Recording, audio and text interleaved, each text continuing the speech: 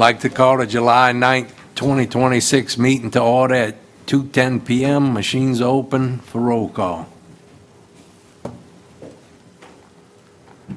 Let the record show all 9 council members are present. We're going to stand, Mr. Goui's going to say the pledge, and Mr. Champagne the opposite. Prayer then the pledge. Bow our heads, please. We take this moment to acknowledge Almighty God and thank Him for our bountiful blessings, especially for the parish's natural resources.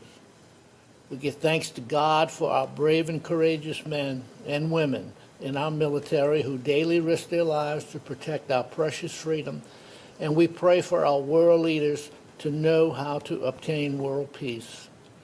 We pray that this government body, composed of both council and administration, will always serve our parish with honesty, humility, and equality to all. And as this government body gathers here today, we pray for the wisdom to know right from wrong and the courage to do that which is right. Councilmember LaFrance? Yes. At this time, I also would like for everyone to keep in their prayers. Mr. Ben Becknell Sr., I spoke to Mr. Becknell Jr. today. He says Daddy's in the hospital, not doing well, very, very sick, very weak. So please keep him in your prayers. Thank you. With that, amen. Amen. Please raise the flag. I pledge Allegiance to the flag of the United States of America and to the republic for which it stands, one nation, under God, indivisible, with liberty and justice for all. You're gonna miss that next year. Yeah. We're going to go straight to the mosquito control.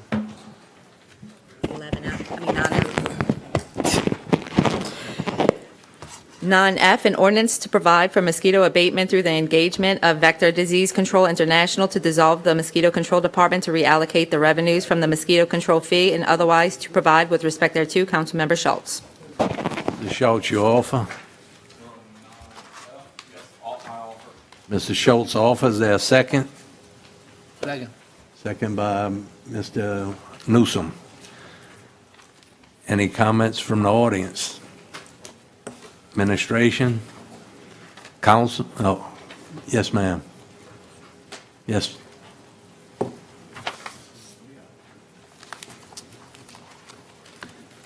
State your name and address for the record, please. My name's Carolyn Denny. My address is 123 Pine Ridge Drive in Picayune, Mississippi. I'm here speaking on behalf of my husband, Chris, and the Mosquito Control Department. Chris has dedicated 30 years of his life to this parish. In those 30 years, there has not been one human case of a mosquito control-borne disease. Plaquemines Parish, and that's not something that the surrounding parishes can say, not one of them. That kind of record does not happen by accident. It happens because of hard work, dedication, experience, and a team that truly cares about the people who live here. Over the last week, I've heard someone call Chris lazy. Anyone who truly knows him knows that that could be further from the truth. For years, he's done far more than his job description. He's picked up litter throughout the parish. He's passed out food to people in need. During the BP oil spill, he transported dead dolphins from Venice to Algiers. None of those things have anything to do with mosquito control, but he did them because the parish needed help. And those are just a few examples. Chris also punches a clock. He's not on salary, but he's always on the job. Trucks break down, drivers have accidents, emergencies happen, and Chris gets the call every single time. He uses his personal cell phone for after-hours calls, and he's never been compensated for it, and yet he still answers the call. When I go on vacation, my job doesn't call me or my customers don't call me. My boss doesn't call me. Chris never truly gets a break because he cares too much about the parish and the people in it. And let's talk about the people. Right now, the residents can call Chris directly on his personal cell phone. They can say, hey man, my daughter's getting married this weekend. We got a crawfish ball coming up, and they know he'll respond. Annual festivals and community events don't require reminders because Chris already knows what's happening in the parish. If an outside company takes over, that all changes. Everything becomes a fee, a contract, a number, or a spreadsheet. They don't know our people or our community or our way of life. Our family and friends live here. Honestly, with the work ethic and dedication Chris and his team have shown for decades, I would think that the council would be fighting to keep them and reward them, not replace them. What the council needs to do, or should do, is make sure that the department has tools and equipment necessary to continue doing its job properly. That means voting to provide new trucks, update equipment so mosquito control can keep protecting the parish the way it has for decades. My brother even spoke to Mr. Newsom about this the other night. Before the meeting, prayers are asked God to guide you to make the right decisions, especially the hard ones. To me, this decision should not be hard. 30 years of service, 30 years of dedication, 30 years of protecting our parish. I would ask the council to stand behind the people who have stood behind Plaquemines Parish for decades and vote to keep Chris and his team where they belong, serving the parish. Thank you. Thank you. Thank you.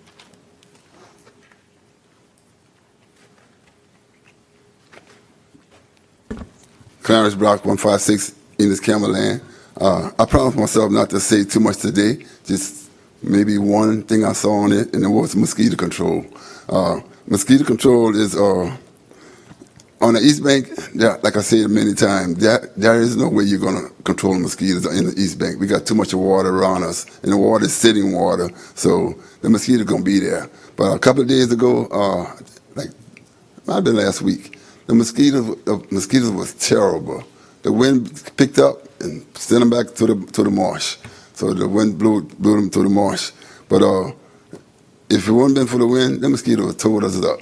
You know, our recreation, I'll go to the park where the kids be having baseball practice, and they got to do that right after school. Could be 5:30, 6 o'clock.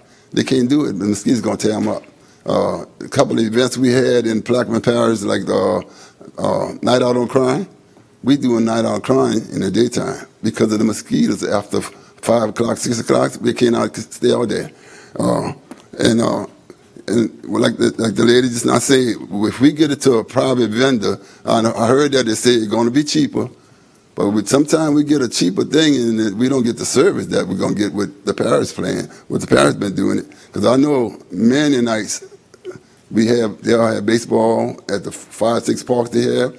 The mosquito truck is parked there. So that kind of service, I don't know if you're going to continue on having that. So I'm just trying to say, be careful what you ask for, because y'all kids might be playing ball, fighting mosquitoes. And if you wonder why he missed that doggone fly ball, because he was hit at a mosquito. So, I say, I've been a resident of Plaquemines Parish for 71 years, and I'm not going to say that anymore. It's my birthday next week. That's all I got to say. Thank you.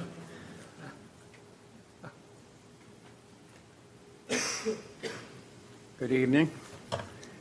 Guy Landry, 13412 Highway 23, Bellchase, Louisiana. Based on an annual mosquito control budget of Can approximately... you speak into the mic? I'll pull the mic.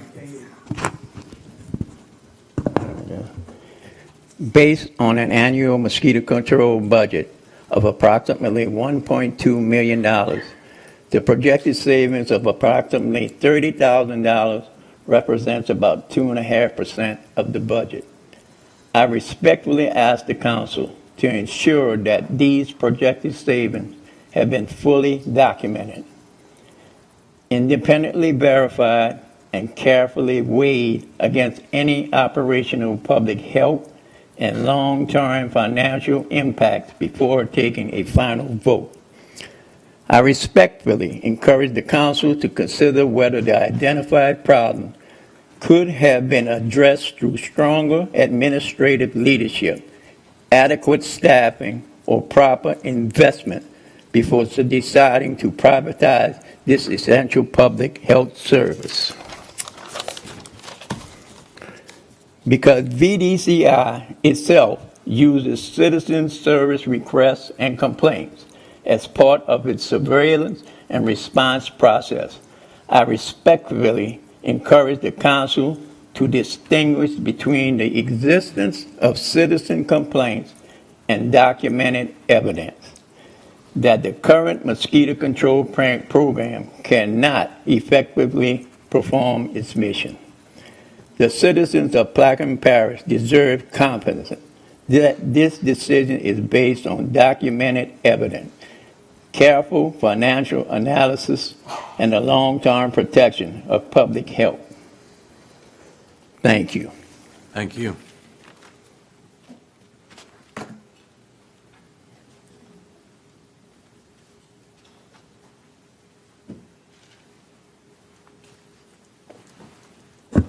Trent Tinson Jr., 201 South Street, Port Sulphur, Louisiana. I'm the youngest in our department. I've been in this job for 17 years in December. And we've been through everything. We've fixing broken trucks. We've gotten them out as quick as we can. We've dealt with chemical shortage. We made do. So I don't understand why are you all encouraging to bring a private company in if they're going to do the same thing that we're doing now.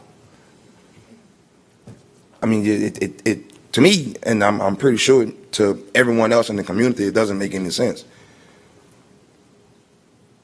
Thank you. Thank you. Anyone else from the audience?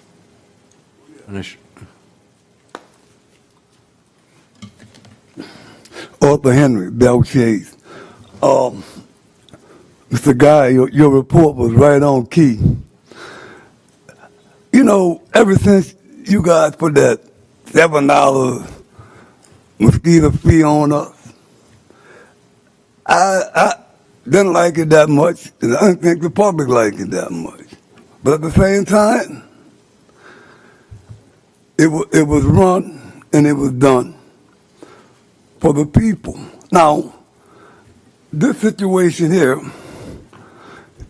seems like it's an administration problem. I don't understand why these guys can't get together and figure this deal out. You want to privatize this, but we all know sitting here, the minute you privatize it, it's going to be costing the people in Plaquemine a whole lot more than that $7 fee. A whole lot more. Now, most of you guys will not be here. But we going to have to suffer that deal. We're going to have to suffer that deal.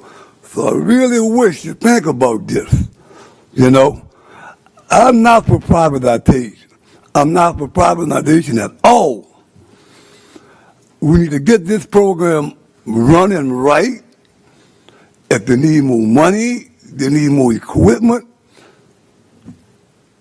let's discuss it. Oh, this is wrong to privatize this deal. I don't think the people like this. And I know you have a lot of cold-busting mosquitoes, but still, it's not the right thing to do, because that's not going to solve the problem. I guarantee you, it's not going to solve the problem. Thank you.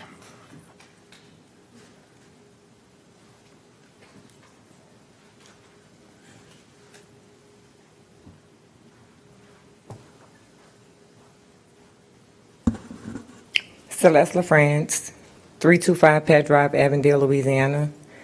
I'm just asking that everyone did their research, did their homework. Why would you want to replace a department that has kept the people of the parish, that has voted you into your seat, that has given the president the vote that he needs to get into his seat, and they voted you in because they trusted that their safety was at your best interest? Why would you want to take a company that has proven to not protect the parishes that they're covering to replace someone who has kept infectious, deadly diseases from the people of the parish? That's not showing much respect or appreciation to the people that voted you into your spot. So I just ask that you take that into consideration. Thank you. Anyone else?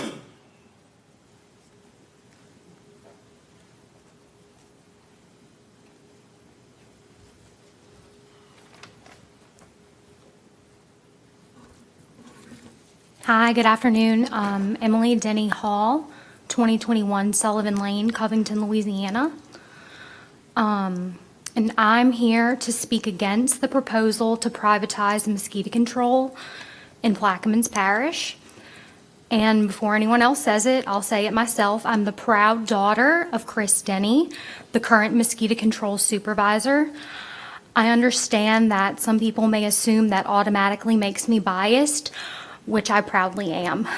But I'd also ask you to consider my qualifications and professional experience before dismissing what I'm saying. I've earned a bachelor's degree in mathematics from Mississippi State University and a master's degree in business with a concentration in accounting from Louisiana State University.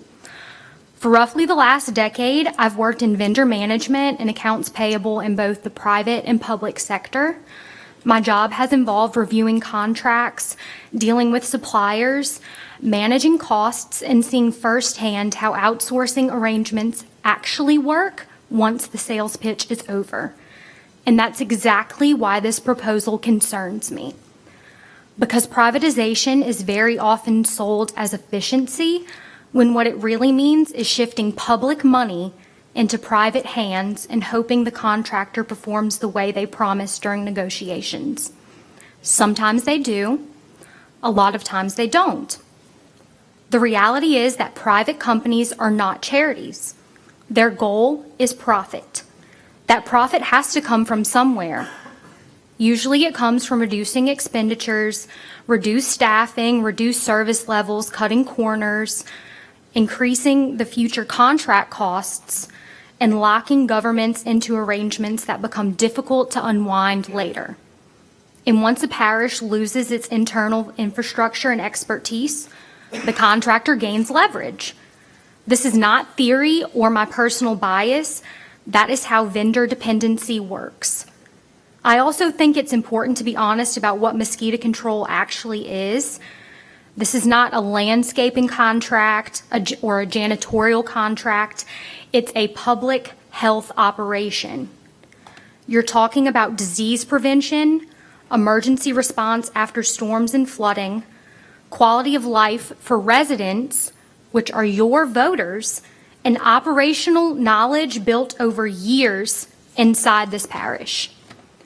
The people doing this work know the geography, the marshes, the flooding patterns, the recurring problem areas, and the communities they serve. You cannot replace institutional knowledge with a contract and a nice PowerPoint presentation. And frankly, I think governments too often fall for the illusion that privatization automatically equals modernization or efficiency. It doesn't. Sometimes it just means paying more and getting less. For us to be discussing privatization of this department right now, I ask you, what is wrong with the current mosquito control operations? Are there concerns about budgeting or performance? Those concerns can be addressed directly. What are your votes saying? I'm asking you to make a decision based on common sense, financial reality, and the long-term interests of the parish.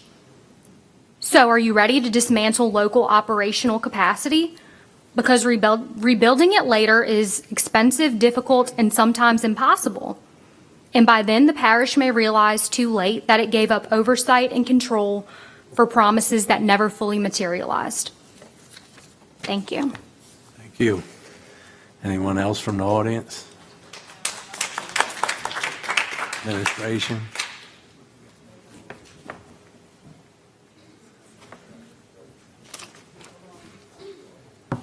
Christopher Denny, 123 Pine Ridge Drive, Picayune, Mississippi. I don't even know what to say. I'm so proud of my co-workers and family that I'm a little overwhelmed at this moment. I think they speak, it's just too much. I wanted to thank everybody on the council that we've been working with. I wanted to thank the public out there for their support. And I just hope that, we can keep our mosquito control in-house and continue doing what we've been doing. I appreciate it and I yield. Thank you. Anyone else?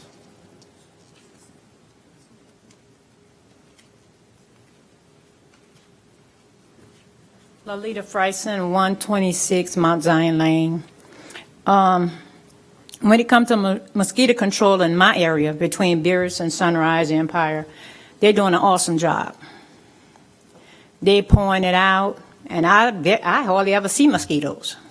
And I'm in the yard all day, every day. I almost missed a meeting because I was outside cutting grass and ran into one mosquito. So our guys is doing their job. I know some people complaining they're doing it too good because they're spraying too much. If they're growing vegetables, if they're growing okra, if they're growing fruits, they complaining about the material affecting their vegetables and stuff. But these people are doing an awesome job. I don't know where y'all stand at, but I believe we need to stay with the parish people. And that's it. Thank you.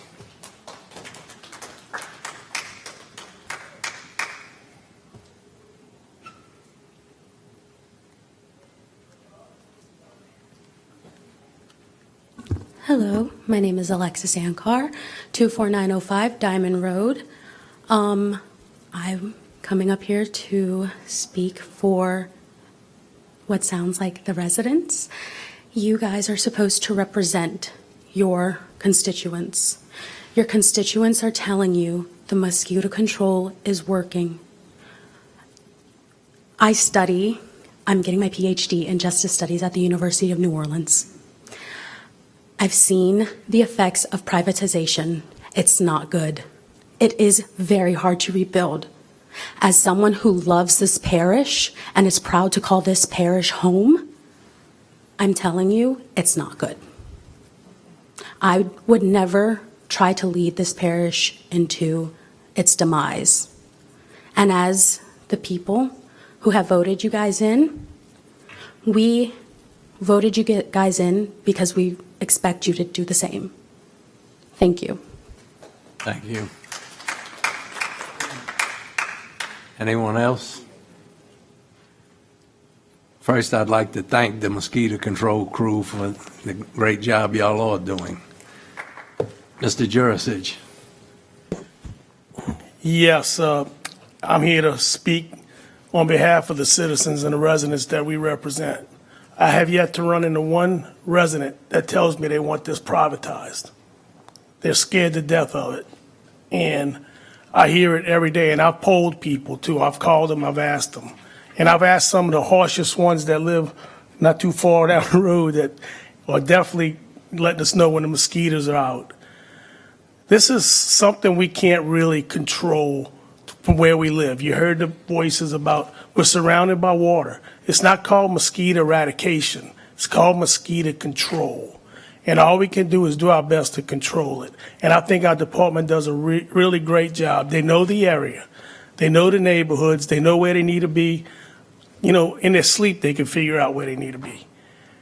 And in the beginning, it was something we discussed, thought about, and when the citizens started coming to me, I said, there's no way I can vote to privatize mosquito control. The concerns I have is what happens once we privatize. You've heard the testimony. We abolish a department. Now it's gone. Now we're stuck with a private company. In 3 years or so, when the contract is over, what happens when we renew the contract? It's going to come in higher. I don't know of any contracts when they come up for renewal that go down. And I'm really nervous that once that happens, we may get to a spot where it's said we're going to have to pass that cost on to the citizens even more so we could afford it. Right now, it's your money that goes to mosquito control.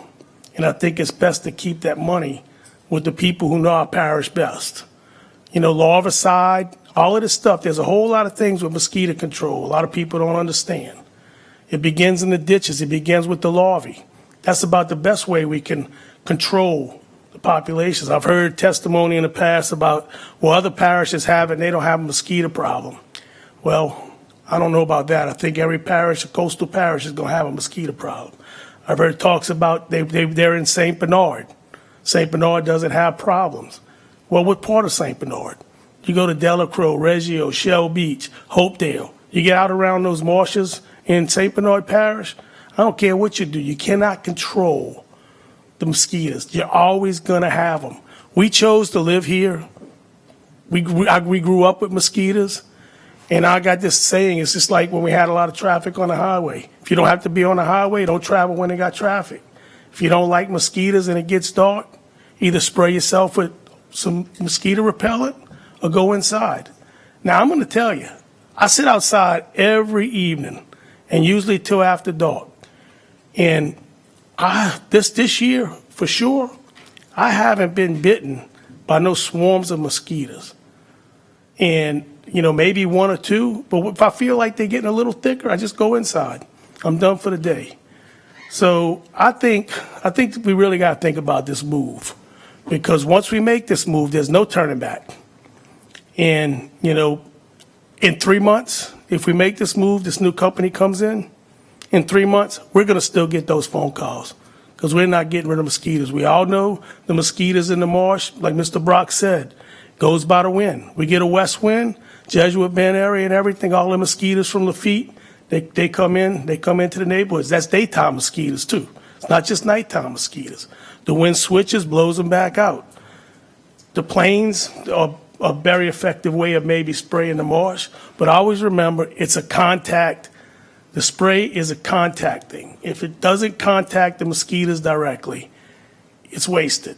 So sometimes when you don't see them spraying on a very windy day or a rainy day, you waste and spray. I got good confidence in our crew that they are doing a really good job. And I hope the rest of my commissioners, council members can understand this. You know, I yield, but I'm not for this. Mr. LaFrance. Yes.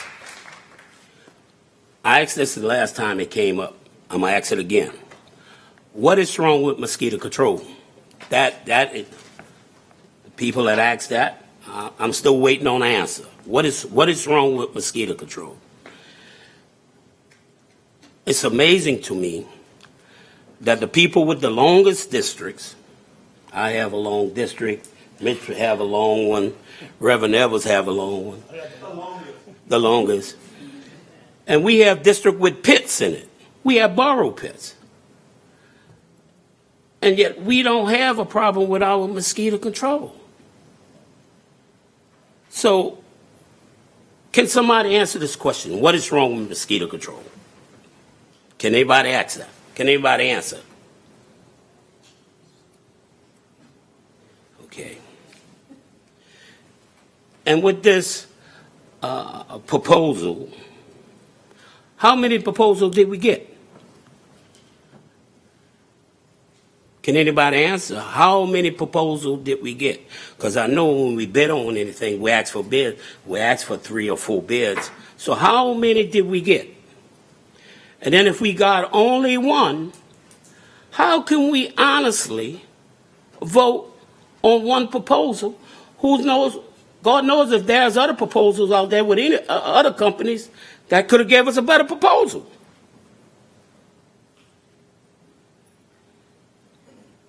I think this is the wrong move. This is the wrong move for Plaquemine Parish. And like Mr. Jarrett just said, when you demolish a department, when it comes back, it's going to cost us a whole lot of money. Again, I'm going to ask council members, please do not support this. And like I said, I know my district, I have the most pits, because I asked the question, who's supposed to take care of the pits? Because that's where your mosquitoes come from. They come from stagnant water, not moving. If water is moving, you don't have a mosquito problem. But this is not the answer for us. And I yield. Mr. Schultz. So yes, little background on this. First proposal was sent to us in December 2025. We didn't want to move on it at the time because we wanted to see what other options there were. Waited into, March I think I first introduced it? Sounds about right, Kim? Because it got deferred 4 times and then got reintroduced. Then I met with mosquito control in this building to go over options and do more research. I did town halls after that meeting, finding other people jobs. My voters want it. I have the second most populous district. Might not be the longest, but second most populous. Bryan's is first. I'm pretty sure they want it based on their comments. I had a town hall, 70 plus people. Only 2 people spoke out against it. Had an HOA meeting, 30 plus people. Nobody spoke out against it. Phone calls, emails that I can show you. Facebook, most people say they want it. Is it perfect? Don't know. But right now, I am listening to my voters. That's what I do. I mean, I talk to my neighbors. I talk to people at different events.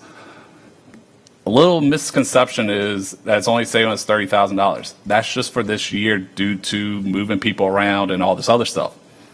$1.2 million budget compared to $978,000 contract. That's actually over $200,000 savings on a normal year. 20% savings. I'm in accounting. I review contracts too. I agree with most of what you said, that you're buying the proposal, but at the same time, we have to do something. We have to listen to, in this case, my voters. 3 administrations since the last time this was looked at, 2014. For the most part, no improvements. Over a decade. Y'all talk about budget getting us supplies. So I get that y'all submit y'all's budget. It might get taken out by the director. However, in 3 years here, when previous council, departments came to budget hearings to fight for what they needed. We provided those departments what they needed for the most part. So if there was so many issues, we never heard about it. So, why didn't y'all come to budget hearings and request stuff? I'm speaking, so I get it, but we have to provide a healthy budget for the future. I am listening to the voters of my district because, like I said, over 100 people at 2 events and phone calls and emails that I can pull up right now that are in support of this. Some are actually in other districts, but they don't call y'all. They call me because they know me personally. But still, that doesn't mean that they shouldn't call y'all. But I'm just saying, it's a problem. That's where I'm at.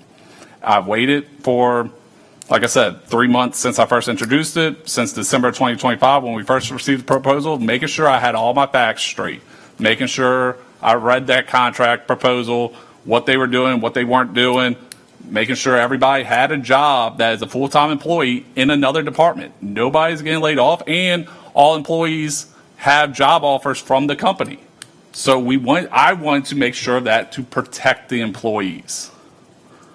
At first, we were supposed to vote on this about a month ago. Civil Service called and said there was an issue with 2 employees. I said, hold off. Let's get this resolved. So to say I'm not looking out for employees, I am, because I did not want to move into every full-time employee had another position in this parish to protect their longevity, their retirement, their benefits, everything. I yield. With all around that question, the question is, what is wrong with mosquito control? That's not working. Well, I have the floor now.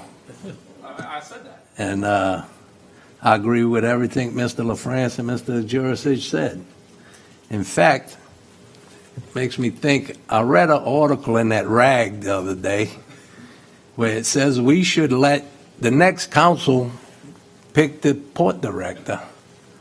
Well, I'm not saying everybody's not going to get reelected. I know 3 of us up here are out.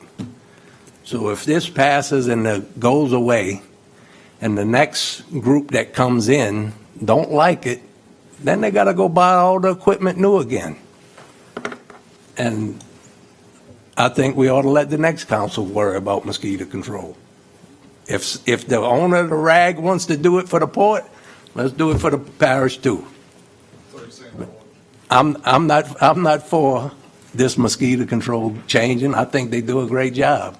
Can you stop every mosquito from biting you? No, can't. And have I been bitten by mosquitoes this year? Yep, I cut a lot of grass, but could be a lot worse. So, Mr. Edwards. Yeah, you know, I'm really confused over this mosquito control.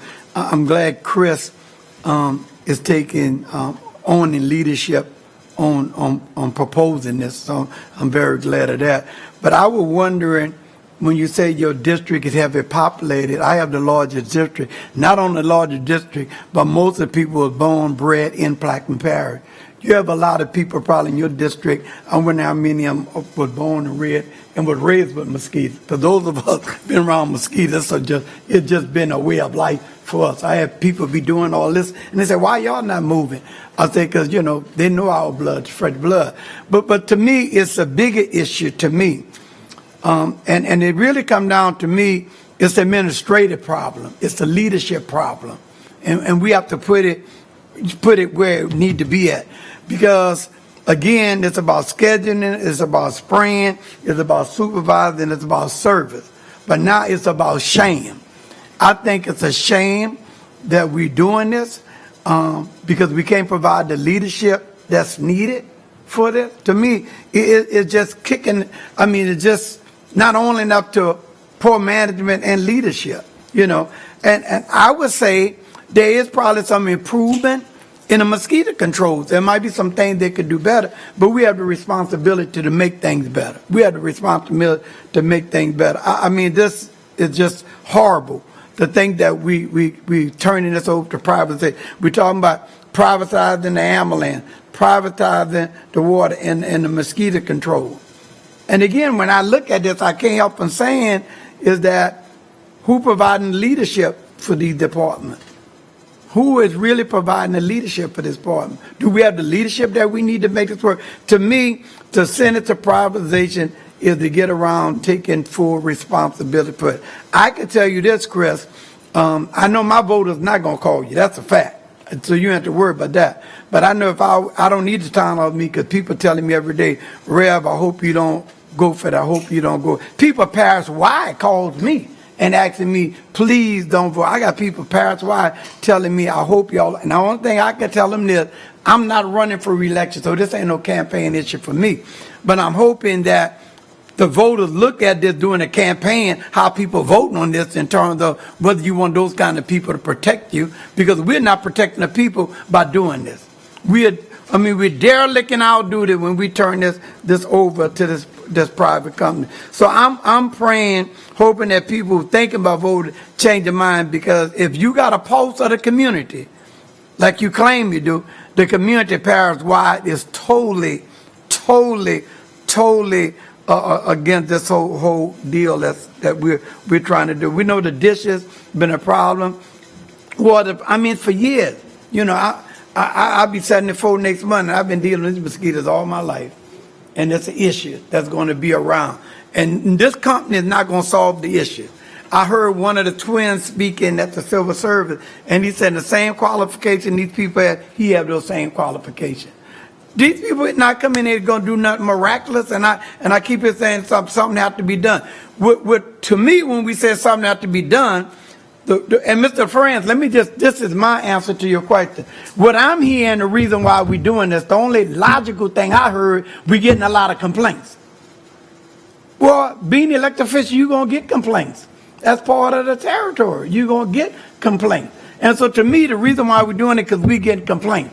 But that's part of the job. I answer complaints when my constituents call me. And when they call mosquitoes, I say, you been around these mosquitoes long, now get out my face. Y'all know these mosquitoes going to be here. Don't act like you're not familiar with mosquitoes. This, to me, is not about the mosquito control, because if it's a problem, if something needs to be done, then let it be done administratively. Not so you mean the next problem come up, every time the administration cannot solve a problem, we're going to privatize it because something needs to be done and we don't have the willpower to do it? That's what you're saying when you're saying privatization. So again, I'm really praying that we vote on the side of the public. And I'm saying my district is for it, and I get calls from people all over the parish asking me, I'm hoping that you all vote no. So again, I'm 100% against this, and I'm going to continue to be against this. You know, I'm not even for, I don't agree with you, Mr. Conover, that we should put this off on another administration. We need to take the stand now, so people, the constituent, can see where people are. Chris said he feels solid. His voters going to vote for him regardless how they vote. But I want to see if the other voters can say the same. And you might be surprised because somebody might run against you, and then that lets you know that you're in where you at. Because if you're that good, then nobody shall. So I'm hoping that you are at the point where nobody running against you, because I want to see that. I yield, Mr. Chairman. Mr. Schultz. Somebody wants to run against me, it's their right. We live in America. I mean, I'm not going to stop anybody, but I listened to my voters. We had 3 years. So no, year one, when I got the complaints, did I jump on it then? No. Year two, year three, finally we got the proposal at the end of the 3 years. We're at 3.5 years. Yes, that is why this is here, because we got complaints nonstop. Wait. I have the floor. Yes, that is part of our job as council members, to receive the complaints. But it's also part of our job to solve the problem, to come up with a solution. This is the solution after 3.5 years. Is it perfect? I don't know. But we tried to get on to administration for 3 years. Nothing. How many times did I bring up mosquito control? Are we spraying? Are we flying the plane? What's the schedule? I did what you're saying I should have been doing. So that's our job, is to solve problems, somehow to fix what our residents are requesting. Yes, you have a very loyal district. Probably 100% of your people born and raised in Plaquemines. Loyalty is in your district. Yes, I have probably a lot of people in my district that weren't born in Plaquemines. Probably not even born in Belchase, down the road, East Bank, but they're still residents. They still pay taxes. They still pay the fee. So I still have to listen to them, not just ignore them because they're not from here. So to say, oh, pass this on to another council, the next council, or we just throw the agenda out the door. Let's not have a meeting for the next 6 months. That's basically what we're saying. So I don't know how the vote's going to go. I want everybody here where everybody had to say to represent their voters. If this doesn't pass, I hope everyone up here, including myself, holds them down there accountable for the next 6 months, if we win a second term, next 4 years. Because that's what we're saying, it's an administration problem. But our job as governance is to hold them accountable and represent our districts. So if it doesn't pass, I hope we do that as a council. And as a parish, the residents are voting on parish president, council, judges, DA, everything. Hold your elected officials accountable. I yield. Mr. Champagne. Thank you, Mr. Chairman. You know, in response to listen to your constituents, I do. And I live in Springwood, and we get carried away with mosquitoes. My constituents complain quite a bit. Matter of fact, last night I got chewed up by mosquitoes. The same with our residents in the parks, the same thing. I'm not saying the mosquito control folks aren't doing their job. I'm just saying we need change. My constituents want something different. We've been discussing this ad nauseum for 3 years. You mentioned that no one has had a mosquito-borne illness in parish for 30 years. I did. Had meningitis. It almost killed me. 2012. From mosquitoes. So it's out there. I don't know how you guys are tracking it. Not saying you're not, but that was a bold statement. It's out there. There's a lot more to this than just spraying. There's testing. And I remember Mr. Schultz brought up issues about the testing, the traps that are out there, how many get reported. And the number, that's what struck me. It was very, very low, probably one of the lowest I've ever. I don't remember what the numbers were. Maybe you can remember. It was unacceptable when you look at what the other parishes were reporting. And it's more than just spraying. It's more than just a truck spraying spray.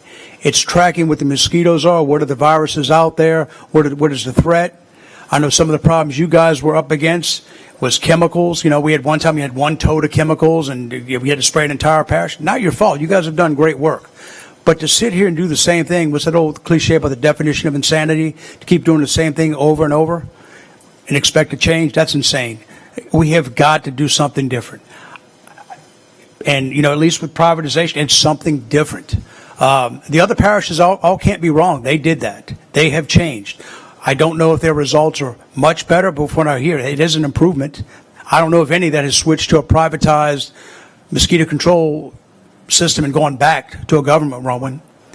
I just don't think government needs to be in a mosquito control business. You guys are doing great work. You're out there working hard. I got it. And maybe it's just a task that's beyond the capacity of a localized government to do. All I know is my constituents aren't happy. I get the phone calls right here on this facility when the mosquitoes are so bad their kids can't play baseball. It's mostly the summer sports. They can't play ball because they can't stand the mosquitoes. I think we need to change. I think government does not need to be in the mosquito business. I yield. And I was being sarcastic about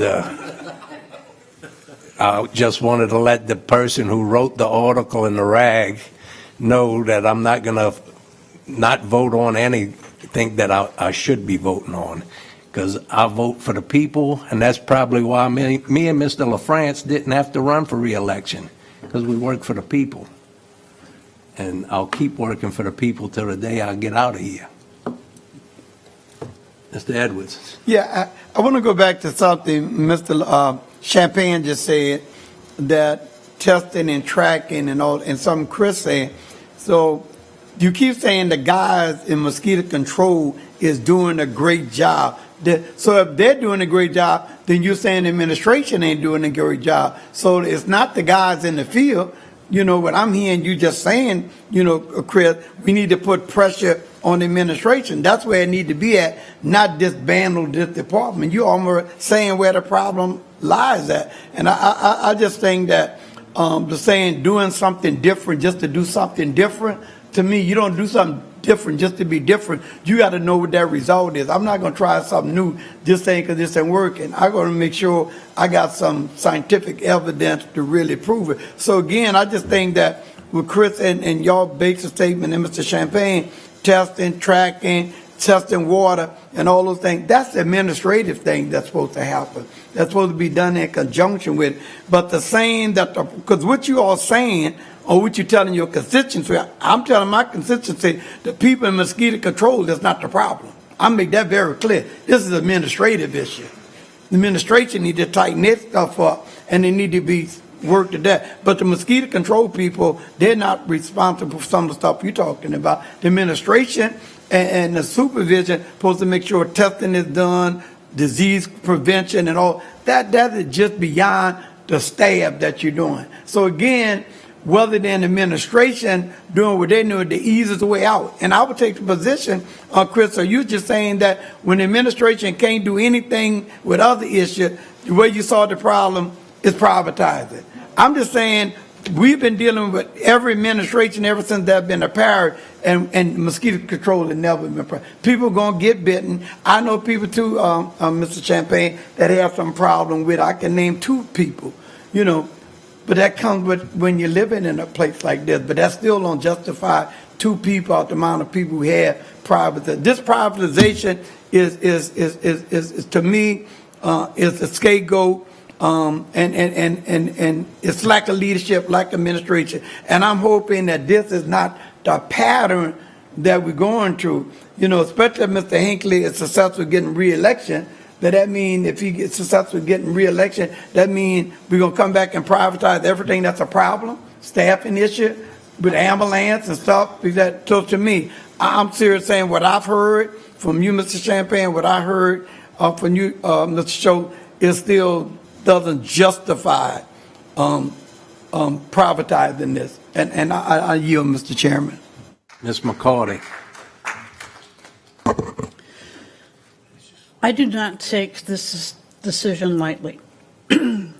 I met with the mosquito control group maybe about 6 months ago for a little more than an hour, and then asked for information about how the office runs, what are their issues, and also asked for feedback to receive a solution according to the problems that were coming in to our offices versus his office.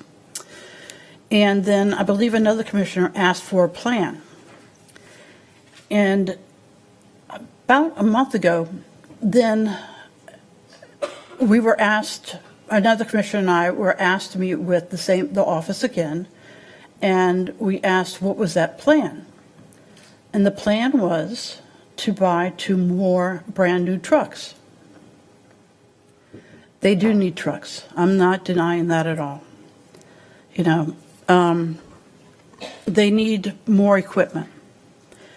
But whenever I make a decision, I bring everything I know how to do to bear on that decision, which places a harder threshold for me.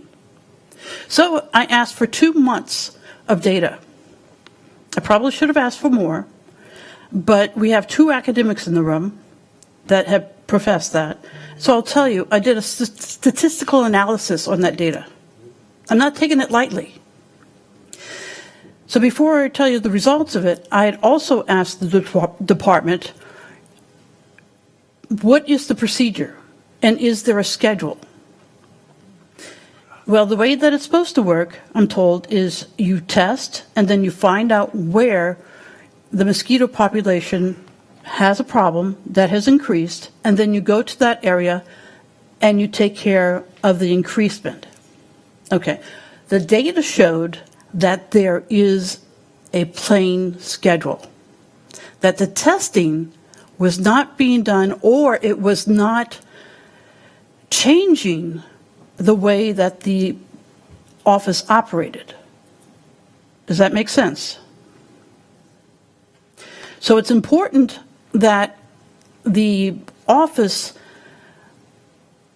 data match what they are trained to do.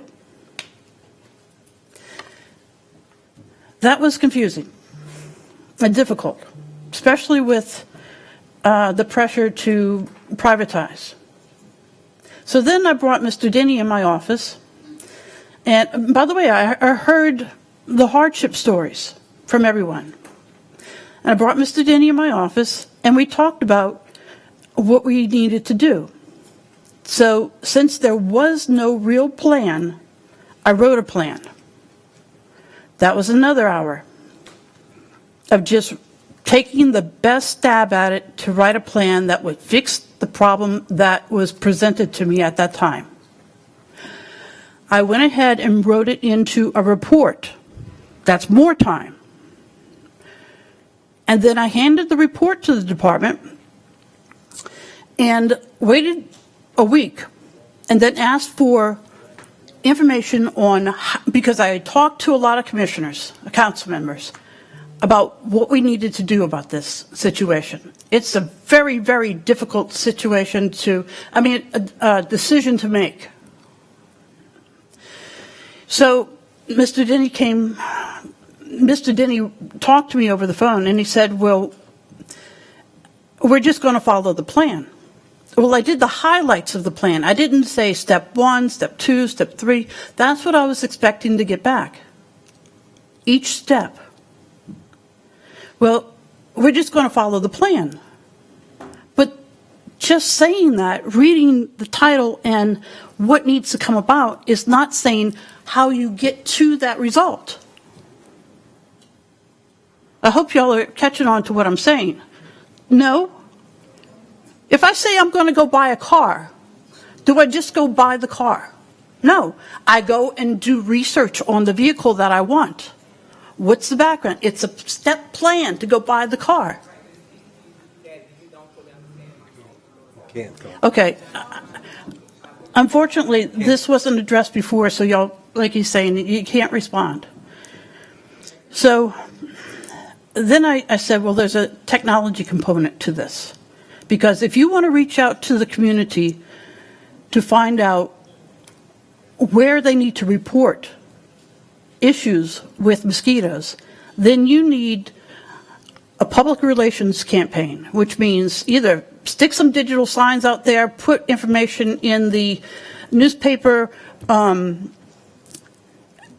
put out flyers. You need to reach out to the people to say, contact me and tell me what you think. Where is the problem? If that's what everybody's complaining about. But later, a month later, that did not happen. Okay? There was no outreach.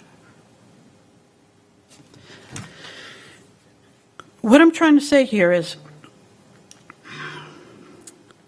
to keep the office means that we need another layer of advice. Sorry, can you keep back in there? Okay. To keep this office means that we need another layer of advice and administration to come in and do the technology, and it's simple stuff, but it's not capable in that office. I was told that IT would come and do it after their regular job. That's just not going to happen. IT's not going to volunteer to come put together a database for you or put some information on the website so that you can receive complaints. They might do that part, but you have to have a database. And the fact that I had to scan in 2 months of data in a scanner in order before I could analyze it is another example of how we need to upgrade the process of what we're doing here. Because I was told that the government wants us to have all of it in paper. Having all of that in paper for 7 years is a fire hazard. What the government really wants is for you to print out, if they want it in paper, print out what they want, but keep it digitized so it can be analyzed. There's a piece of missing knowledge in the department, and it has nothing to do with the people understanding how mosquito control works. It has to do with times have changed. Okay? So in order to get the department up to speed, it would cost more money. I think I heard Mr. Schultz say that it costs twice as much to keep the department as it does to outsource it. Is that what were the numbers? 1.2 million currently, 978,000 is the proposal. So $200,000 less. Okay.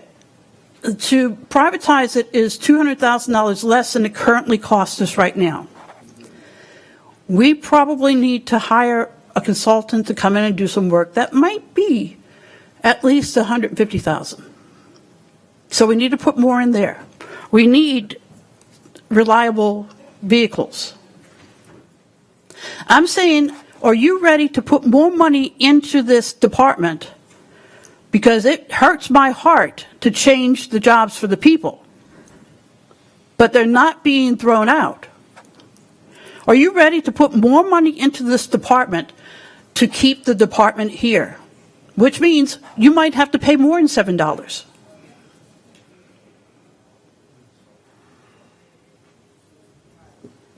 So it's economies of scale. The privatization, the people purchase a higher volume, and when you go to Sam's and you buy a whole bunch of toilet paper at one time, it costs less than when you go buy a single roll. Okay? They purchase more chemicals than we do, so they're always going to be cheaper. This is not an easy decision. And I yield. Mrs. Jurasich. Yes, I'm going to go back on some of the comments that I've heard from the council members. You know, Mr. Champagne, I could believe you're ate up with mosquitoes because you live next to a swamp. Everything in Woodland Highway was all wet. So yeah, we're going to have mosquitoes there. You're going to have mosquitoes no matter what you do. You're not going to get rid of them. And I'm telling you, and you talk about trapping, sampling, testing. Our department does that. That's what they do. They go out and take the field test where they roll up their sleeve and stick the arm out and see how many landings they get. I know it sounds crazy, but it's landings on their arm. If they feel like there's a certain amount of landings, they send a truck out to spray. Just recently, I've been calling. They've been going down and making a presence. You know I do get the complaints. Don't get me wrong. There's a lot of complaints. But the one thing I want to reiterate is not all people in the parish want privatization. Maybe you got a lot in your Mr. Schultz, in y'all neighborhoods that want it, but I don't think they understand the nature of having people that grew up here, know the area, and know what needs to be done. And, I yield. I just wanted to tell you that they do test. They do sample. They send the samples off to the lab, just like this other company is going to do. It's not going to do anything different other than, put these guys, at another job. Mr. LaFrance. Yes.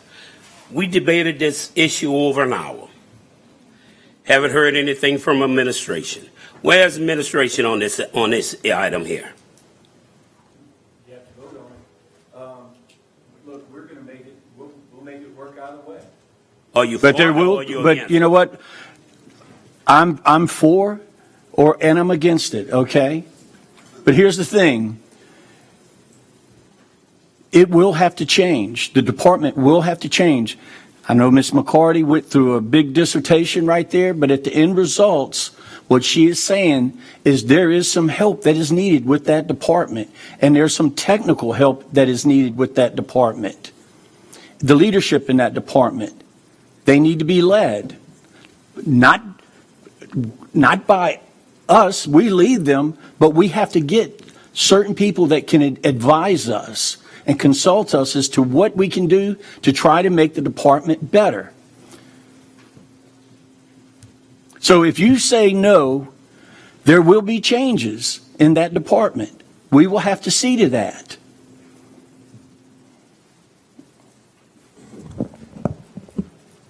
Went all around that question.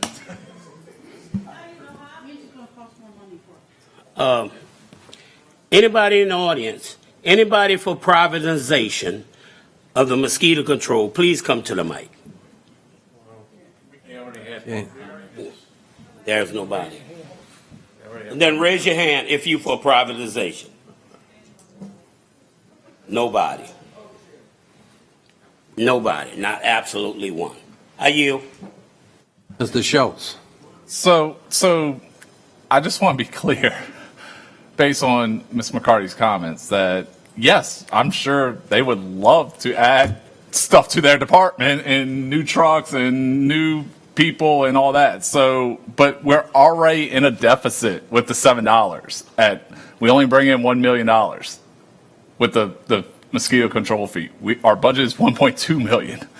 So if we did that, I just want everybody to be aware. We're talking about water rates increases. We're talking about millages and fire tax versus EMS tax. This council, or the next council, but I say this council because we have a job to do for the next 6 months. I agree with you, Mr. Kognovich. This council is going to have to make hard decisions if we keep it. So be prepared that if we keep it, again, I don't know how the votes are going to go at this point, and it is what it is. But if we keep it, that's going to be a hard discussion come budget time. And budget time, we're going to have to make hard decisions. And if we do keep it, Chris, I want a list of what you need. Not administration. I apologize in advance, but not through the director. Send it directly to the council. All right. I know, but what I'm saying is,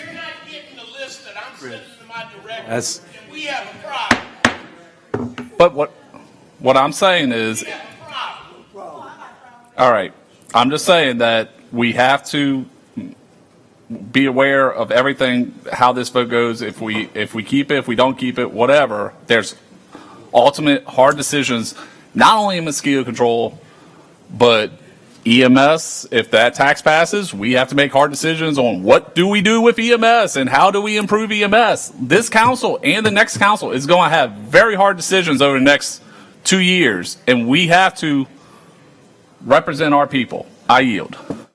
Ms. McCarty. Mr. LaFrance asked if we could raise our hands for a question. Now, I have a question. Are you ready to pay $12, $14 for your mosquito control? Raise your hand. Okay, I just wanted to see. It's not a question answer. I just wanted to ask. Thank you. Question's been called. You good? All right. Question's been called.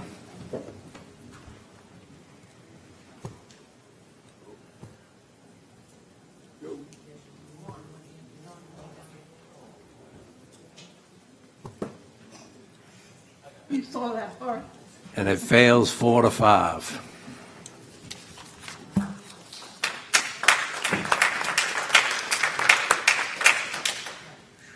Can we go back to the agenda? You want to go to the agenda? Or do you want to do the presentation? 11A, which one do you want to do? How long is her presentation? Go ahead. Because that's what they said.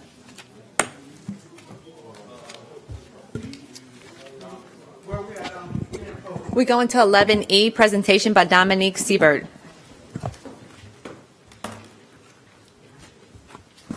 Well, it's really hard to follow that. So I'm going to hopefully bring all good news with my parish update. So for those who don't know me, I'm Dominique Siebert. I am the Louisiana Sea Grant agent for Plaquemines Parish. I work both Plaquemines and St. Bernard. I grew up in Braithwaite. I've been here my whole life. And so I like to say that I'm pretty connected with the community. All of my work focuses on 3 main areas: fisheries, natural resources, and youth education. Each spring, I partner with NOAA, TED people, and bird people to do checks for our commercial shrimp vessels. This year, we were able to inspect 61 vessels to make sure that their gear was all properly maintained and made some adjustments as needed. I also do annual commercial fishing workshops and training, and including our fisheries and leadership cohort. If you're not familiar with it, we do a training program every year for anyone involved in fisheries. You could be a fisherman, dock or processor, or just someone involved in a fishing community. We teach people about community engagement, changes in federal and state regulations, and sort of a how-to of how decisions are made within our fishing industry. Anyone can apply for this. It's free, and our applications close August 1st. So if you know anyone who's interested in this program, they get to go all over the state too and meet with different representatives and different members of our legislation. I also teach some courses here in St. Bernard and Plaquemines. And then finally, we have our Louisiana Direct program, which is a free program for any fishermen who are interested in selling their catch directly to the public. We do all the training with them for free. We teach them about the proper licenses, and we help them kind of move into that revenue source. I'm also involved in a number of disaster planning and hurricane preparation projects. I currently have 21 fact sheets and 9 videos that are published. We also have them translated into Vietnamese and Spanish. Everything is online, and I also have paper copies as well. It's everything from how to apply for the right flood insurance, our national flood insurance program, how disasters are declared, how to work with your communities when separating debris following storms to help communities get more money. The fact sheets and videos are for government entities as well as members of the community. And then I also do a program called REELS, which is a recreational engagement ecological learning series for charter captains, and it teaches them about our coastal issues so they can incorporate ecotourism into their current business practices. We also participate in the library program every year. This will be next week. We visit all the libraries in the parish as well as the Day Van Community Center.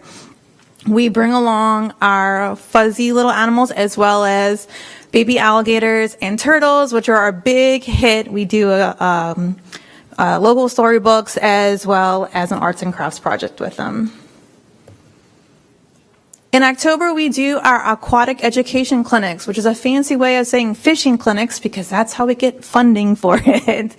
They do come in from all over the parish. This year we had 354 students over 8 days. And I don't know if you've ever taught kids how to fish or cast a fishing pole. When you have 50 fishing poles in the air, that is fun. So if anyone would love to come volunteer their time and help us keep an eye on the kids, we do them in October at Myrtle Grove Marina.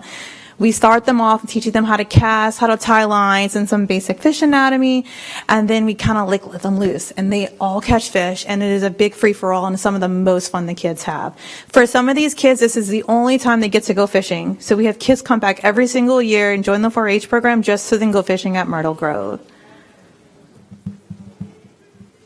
In November, we usually have our Wetland Day. This is a project that we do that offers field-based field trips for our local students. We do wetland ecology, local fauna, and coastal issues.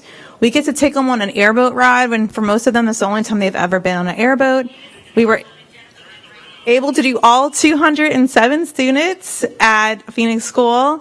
We launched from Point LaHashe Marina, and they got to do things with alligators. They did the importance of wetlands, macroinvertebrates. All these are very big words that the kids know what they mean when they're done, and did water quality on the airboat. So that was a super fun day. We had beautiful weather. And then we also did a tree planting project with Plaquemines Parish Arts, Parks, and Rec. This was an incredible opportunity to partner with Miss Ashley Morrison. She's so wonderful to work with. 118 students planted 250 cypress trees at the YMCA's in Davant and Port Sulphur, which means each student got to plant at least one tree. And the students planting a tree themselves said that they're going to come back to these centers and visit their tree and see how they grow. And so I wanted to thank Ms. Ashley for doing this partnership with us, as well as Plaquemines Parish Fire Department that came out and watered the trees for us. We also included this in our marine debris cleanup program. So after they planted trees, they picked up the parks as well.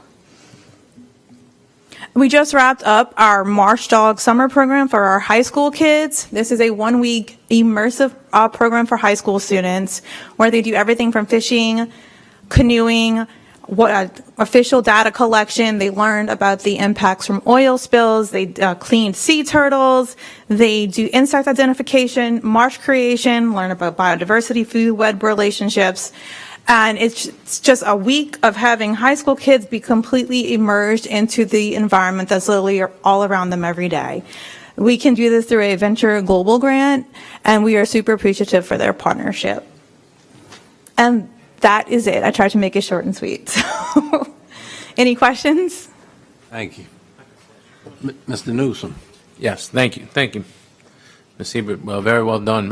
One question, though, your wetland day that you launch out of Point LaHashe, make sure you let Mr. Brock know. He probably want to ride on an airboat with y'all. I don't know. But you got to wear a life jacket, though, Mr. Brock. Mr. Jurasich. Yes, thank you very much, Dominique. Always a pleasure having you here because we work together on several other projects, and y'all do an absolute excellent job. So keep up the great work. Thank you so much. Mr. Edwards. Yeah, I want to commend you. I've been on the airboat when you was at the Point LaHashe Marina several times, and it's a great program that you all are doing, and I just think it's a program that we should continue. So congratulations. It's making a big difference in the children's lives. I want to commend you and the group on a job well done. Thank you so much. Mr. LaFrance. Yes. Ms. Siebert, do you have a card? Do you have a business card? Yes, sir. I have someone that's planning on opening a seafood processing plant, and I would like for them to get that card from you. Okay. Secondly, I tried eating cypress trees. They don't taste too good. No, they don't. Thank you. They're kind of dry, huh? And at the end of the presentation, that's my cell number. So my main contact is always my cell, and it's always on. I'd like to give them a card. Thank you for the work. And I used to run a charter boat with 20 people, and I know what hooks are. Thank you. Thank you. Go back to the main agenda. Item 4, administration updates. It's going to, once again, short and sweet. So item 9A1, that's the dealing with the contract with Entergy. We're going to ask that it be deferred this week, and because Jacques has been working with Entergy.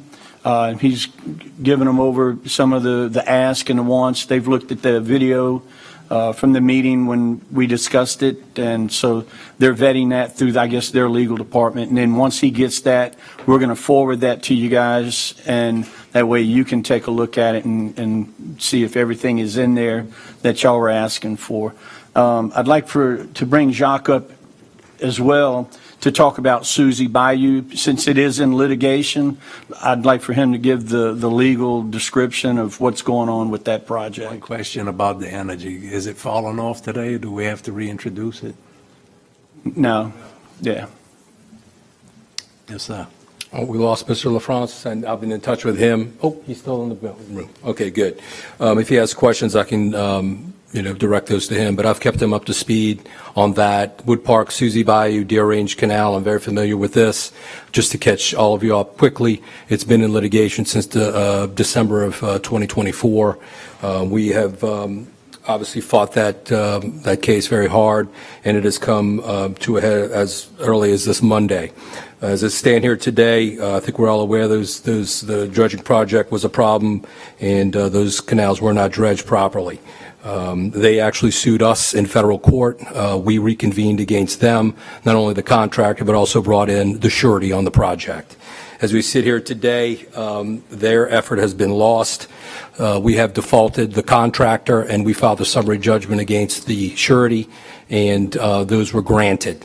As we sit here today, the court has already awarded this parish $970,000 for the $1,000 a day for the failure to complete this project timely. That is as we sit today. The judge wanted additional information about the parish's damages. We were happy to give that to them, to the judge, Judge Lamel. And on Monday, we filed a very large brief with 18 exhibits attached, including affidavits and proof of our losses. We have asked the court for an additional $1.7 million in damages against not only the contractor, but the surety. I am very confident that that motion will be granted. We've also asked for an additional $36,000 in attorney's fees. So as early as this week or next, because federal court moves quickly, Mr. Pivac can attest to that, we are asking for a full amount of $2,737,956.63 to be awarded as a judgment for the parish against the contractor and the surety. Any questions? Yeah, I got one. Mr. LaFrance. Yes. Oh, hold on. Hold up. I got one. Mr. Henry, go ahead. Yes, sir. Hey, you just mentioned you asked the judge for $36,000 in attorney fees. If we grant those fees, who get that money? The parish or you guys as the attorney? I work for the parish. That's what I'm saying. Who gets the money? That goes to the coffer, sir, general fund. That's all I need to know. All right. So back to Mr. LaFrance. We've spoken before about this. Any questions, sir? So if we awarded that money, my question is, and my concern and the people, Lake Hermitage, when will we be able to get that dredging project done?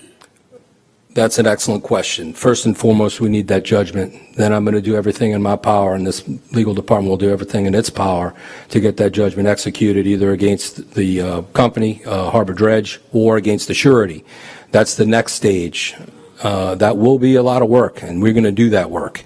And once, if that money's, if we can attach to those funds in either entity, then, and we can get those monies back in our coffers, then we can begin the process of getting that dredge started again. Can you email what you just read off? Happy to. One of them's So I can give it to my constituents in Lake Hermitage. not a problem. It's all on Pacer. It's federal. It's public record, and I'll happily send you a PDF of the original judgment offering the new $970,000. And when the judge issues the next judgment, I'll be glad to send you that, sir. Sound like a winner. Thank you. Thank you. Done? Yeah. Any comments from the audience? Council? Next item. 7, building permit. Yeah. Yeah. No, I really want to thank the administration for the support, for the dishes and stuff getting really clean. But the question is around the elevation stuff that we're doing. I really would like to really have a meet because I'm still getting so many questions about the elevation. I know you're talking about going to DC in September. So I really like to, get you to come to a meeting so we can just hear what everybody's saying and laying stuff on the line for people. So I'll do the meeting around your schedule, but could we have that meeting, that would be good for you and Ms. Buck. I can't guarantee people are going to be who they are, but we just want to give them the fact. No. So I hope you could agree to do that. We can do I that. appreciate Yeah, that. absolutely. We've got good news coming from DC with that levy system there. Yeah, and I've been telling people that, but I just think it'd be good No. if we could set up a time where you could come and have that meeting. We can definitely do it. Thank you. Any other comments? Next item. 7A1, construction permit, CHS, application number 2026-78, application date 1/21/26, installation of a new concrete access ramp and an access stair on concrete pavement landside 434 East Ravenna Road. Councilmember LaFrance. Mr. LaFrance offers their second. Second by Mr. Jurasich. Any comments from the audience? Administration, council. Machines are open.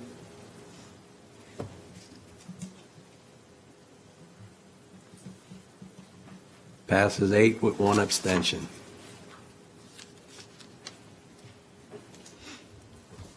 B, Cajun Oaks RV Community LLC, Brett Bowman, permanent RV park renewal for 95 spaces, 10680 Highway 23, Belchase, Louisiana. Councilmember Jurasich. Mr. Jurasich offers and Mr. LaFrance seconds. And any questions from the audience? Administration, council. Machines open.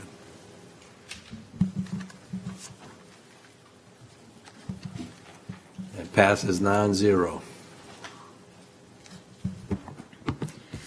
8, introduction of ordinances and resolutions.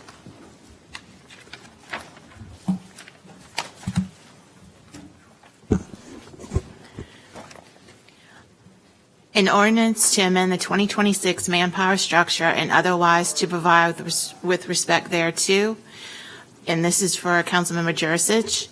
A resolution authorizing the Plaquemines Parish government's endorsement of the Commission on Natural Disaster Risk Management and Insurance Act and urging Congress to consider and advance federal policy options to insurance affordability and availability and otherwise to provide with respect thereto. An ordinance to propose and call a special election to amend the charter for local self-government for Plaquemines Parish, Louisiana, to provide for a 7-member parish council and otherwise to provide with respect thereto. That is for Councilmember Schultz also. Finally, an ordinance establishing a temporary 1-year moratorium on the issuance of any permanent or temporary RV and RV park permits for District 7, during which time a study shall be conducted to determine the need and appropriate legislation to regulate this issue and otherwise to provide with respect thereto. And that was for Councilmember LaFrance, and that's all the introductions. Thank you. If you have a withdrawal or a deferral, can you cue in? I know 9A1 is deferred. We have another one too, Jay. Jay? Jay's deferred. That's all from us.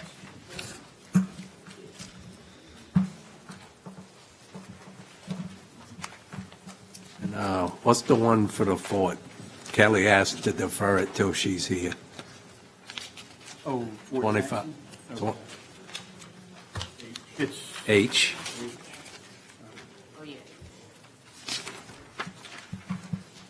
She asked to be here when we vote on it.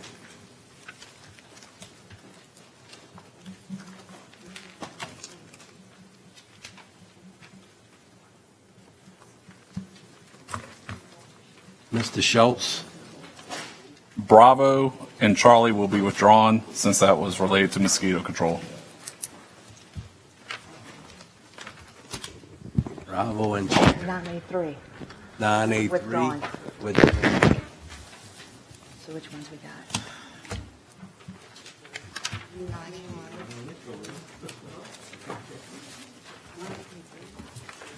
9A3 withdrawn.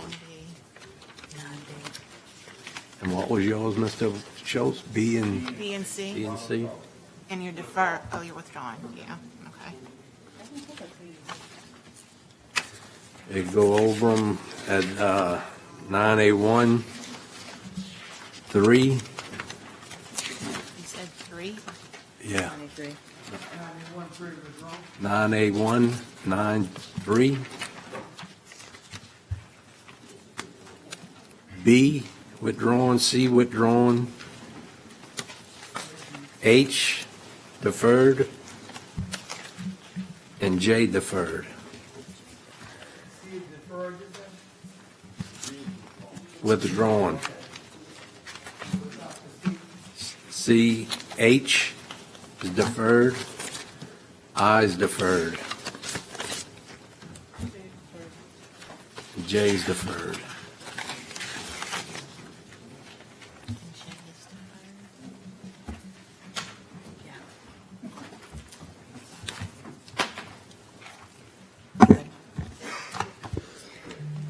Nine, ordinances and resolutions on second reading and final passage. 9A, ordinances and public hearings pursuant to Article 6, Section 601E of the Plaquemines Parish Charter. 9A2, an ordinance to amend and amended to readopt Section 4 of Ordinance Number 142, the Comprehensive Zoning Ordinance of Plaquemines Parish, Louisiana, as amended in the Comprehensive Zoning District Map, therein adopted by reference and which is paragraph thereto with reference to application number 2026-642, dated April 24th, 2026, and otherwise to provide with respect thereto. Councilmember Kotnovich. I'll offer ask for a second. Second by Mr. Edwards. Any comments from the audience? Administration, council. There was no, nobody came out and talked against it or anything, so machines are open.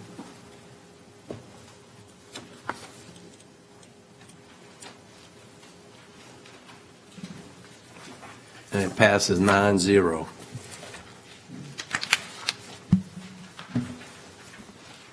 Four, an ordinance to amend and amended to readopt Section 4 of Ordinance Number 142, the Comprehensive Zoning Ordinance of Plaquemines Parish, Louisiana, as amended in the Comprehensive Zoning District Map, therein adopted by reference and which is paragraph thereto, with reference to application number 2026-639, dated April 15th, 2026, and otherwise to provide with respect thereto. Councilmember LaFrance.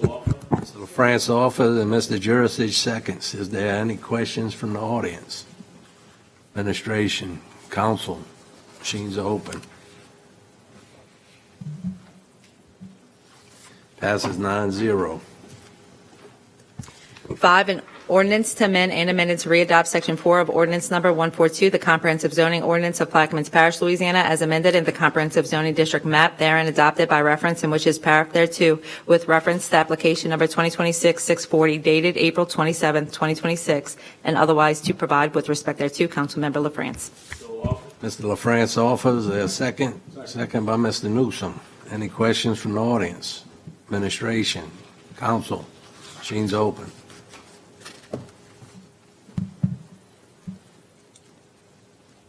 And it passes 9-0. Six, an ordinance to amend and amended to readopt Section 4 of Ordinance Number 142, the Comprehensive Zoning Ordinance of Plaquemines Parish, Louisiana, as amended in the Comprehensive Zoning District Map, therein adopted by reference and which is paragraph thereto, with reference to application number 2026-638, dated April 13th, 2026, and otherwise to provide with respect thereto. Councilmember LaFrance. Mr. LaFrance offers there a second. Second by Mr. Jurisic. Any questions from the audience? Administration, council, machines open.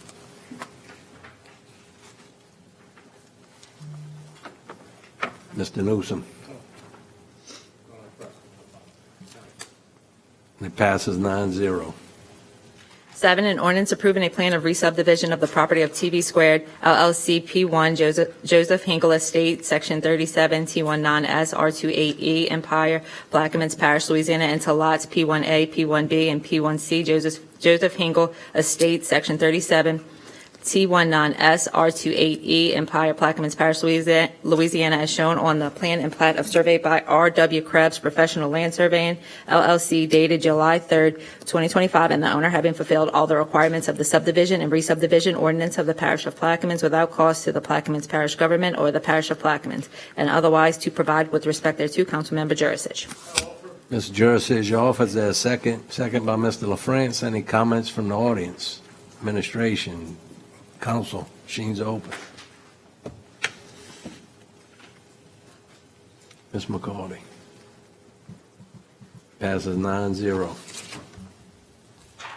8, an ordinance approving a plan of re-subdivision of Francis Martinez Lot FBM1, Martinez Division, Section 11, T15S, R24E, Jesuit Bend, Plaquemines Parish, Louisiana, into lots FBM3 and FBM4, Martinez Division, Section 17, T15S, R24E, Jesuit Bend, Plaquemines Parish, Louisiana, as shown on the plan and plat of survey by Dufran Surveying and Engineering, Inc., dated April 14th, 2026, the owner having fulfilled all the requirements of the subdivision and re-subdivision ordinance of the Parish of Plaquemines without cost to the Plaquemines Parish government or the Parish of Plaquemines, and otherwise to provide with respect thereto. Councilmember Newsom. Mr. Newsom offers that second by Mr. Schultz. Any questions from the audience? Administration, council, Mr. Jurisic. Yes, Crystal, you want us to start talking on things so you can rest your jaws because you're reading really fast. Machine's open.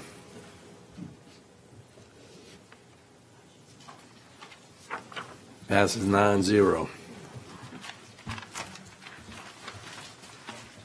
9, an ordinance to amend and amend to readopt Section 4 of Ordinance Number 142, the Comprehensive Zoning Ordinance of Plaquemines Parish, Louisiana, as amended in the Comprehensive Zoning District map therein adopted by reference and which is paraphrased thereto with reference to application number 2026-643 dated April 27, 2026, and otherwise to provide with respect thereto. Councilmember Champagne. Mr. Champagne offers, Mr. Schultz seconds. Any comments from the audience? Off the end of the sheet. What is that, Mr. Champagne? You know where that's located at? I can't hear you. Put them out. Oh, okay. Yeah, I'm going to show you in a minute, Mr. Chairman. Yeah. Mr. Chairman, I'm on. Yes, sir. Well, Go ahead. With any other questions first from the audience?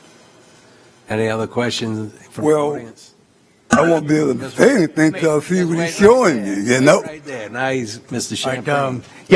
ordinance 9A9 through 9A15 refer to this development, and I'd ask Kim if you guys could bring up those 2 slides we have on this. Also, in keeping with the theme Mr. Henry often has is, letting the people know what's going on. This is a unique development we're doing here. I also have the developer here, and I have him come and speak in a moment. But it's unique in that it's one neighborhood that has multi-zoning within it. Very unique. There's a development that this mirrors in Lafayette called River Ranch. Very progressive, very nice. It's something different here. So as soon as they could bring this graphics up, it'll show you that it's one neighborhood that has multiple zoning in there. It's coming up. And I'll have Mr. Heath Gomez here, and I'll have him give you a really brief overview on this and what the concept is and what we're trying to do.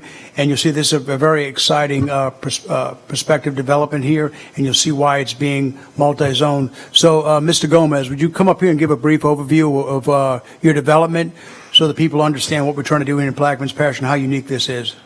Please give your name and address as well. And Heath, if you could just talk about Heath, let's keep it at the 10,000-foot level, talking about what you're trying to do and why it has to be multi-zoned and your overall concept. How you? Okay. As far as the multi-zone. Name and address, please, Heath. Heath Gomez, 105 Deerfield Drive, Belle Chase, Louisiana. So where this all came from, right, is when I spent a lot of time in Lafayette. I watched River Ranch conceive from its beginning stages to what it became when I moved after I graduated from college. From there, I went back there after Hurricane Katrina. Loved the community, wish I could buy it and bring it back. So long story short is that what that community had was a centralized heart of the subdivision that's open to the public. that anybody can visit, right? I can show you the pathways to get in and out. However, what we decided to do was we decided to gate it to offer the security, because when you poll folks, if they're going to move to Bellchase and we're going to bring in some outside money, or, you know, folks that are from here, like myself, you know, you had to kind of have that sense of security is really what people were drawn to. So though the residential's gated, but we also have the reason for all the different zoning codes is because we have things like, we have a few townhomes in there, and that really came from our seniors requesting, hey, we want a place to live that's low maintenance, where we can live in the same maybe subdivision as a larger family, right? That's their sons or daughters, and then their grandparents. Yes, sir. I'm trying to understand. Can you help us explain the different colors the color represent? Sure. I don't know them all off the top of my head, and I'll explain why. At first, when I filed this, I filed it C1, right, then multifamily, and then a bunch of different R1s, right, all lumped together. But what I was educated by Ms. Amitra was that due to the various lot sizes for R1, each one had to be a different zoning code. So I went back and brought her 9 applications, whatever it was, and we got it all worked out. So that's the different colors. The I don't know if you want to call that, what is that, salmon, orange. I'll probably get made fun of for saying salmon now. Keith, I think if you just discuss like that what you're C1. trying to develop, it'll all come together. What are you trying to develop here? And then I think in that the colors will be self-explanatory. Okay. Well, the bottom line is it's a master planned, right, community that has a retail element to it, right? It has a pavilion in the heart of it where music can be, enjoyed, that brings the community together, that all of us, regardless if you live there or not, can all come together and hang out, right? And I can show you pictures of what that looks like in Lafayette, and just really have a centralized heart of community now where we're losing a lot of our business to Belinda over in Gretna. I grew up, somewhat in Gretna, so I'd love to be able to keep those holiday events and all the things that she's got over on Huppy Long here in Bellchase, here in Plaquemines Parish. And just to add to what he's going to have some mix of residential, some of the townhomes for seniors who want to have a nice house but don't have to take care of a yard. There's going to be some residential commercial where you can have an ice cream shop or a little boutique. There's going to be green space. And one of the things that that he hasn't, which he hadn't mentioned, there's a golf cart capability. There's a golf cart path in there with the intent to eventually knit the neighborhoods together, eventually try to tie the parks into this, tie Cypress Park, and knit our communities together. What's unique about this, from what I've seen, and I've really dug into this, because in order to do something like this in my district, I wanted to make sure that it did complement the existing neighborhoods and was open to all the people. So one of the things that Heath did touch on, no matter where you live, you can come in there, come enjoy the green space, come shop there, come enjoy it, and let's keep the business in Plaquemines Parish, and let's accentuate what we already have. So it was important that this neighborhood complemented the other neighborhoods around the parks, Noble Manor, Springwood, etc. And eventually, one of the big picture I'd like to see is from this, it springboards us into, with the community sitting together, a kid being able to hop on his bicycle and ride from the woodland and get from the parks through this neighborhood, through Cypress Park, to the ball fields, to the new schools. So we re-envisioning this whole area, reimagining that Hefei-Bear corridor, and this is the start. And I would like nothing more than to have a Christmas festival there where everybody in the parish can come there and hang out, eat, enjoy one of the boutiques, and that's what he's trying to do. That's why it has so many different pieces of zoning, just to make that happen. And this concept has been proven in Lafayette at River Ranch, and it's highly successful. I yield. Thank you. Ms. McCarty.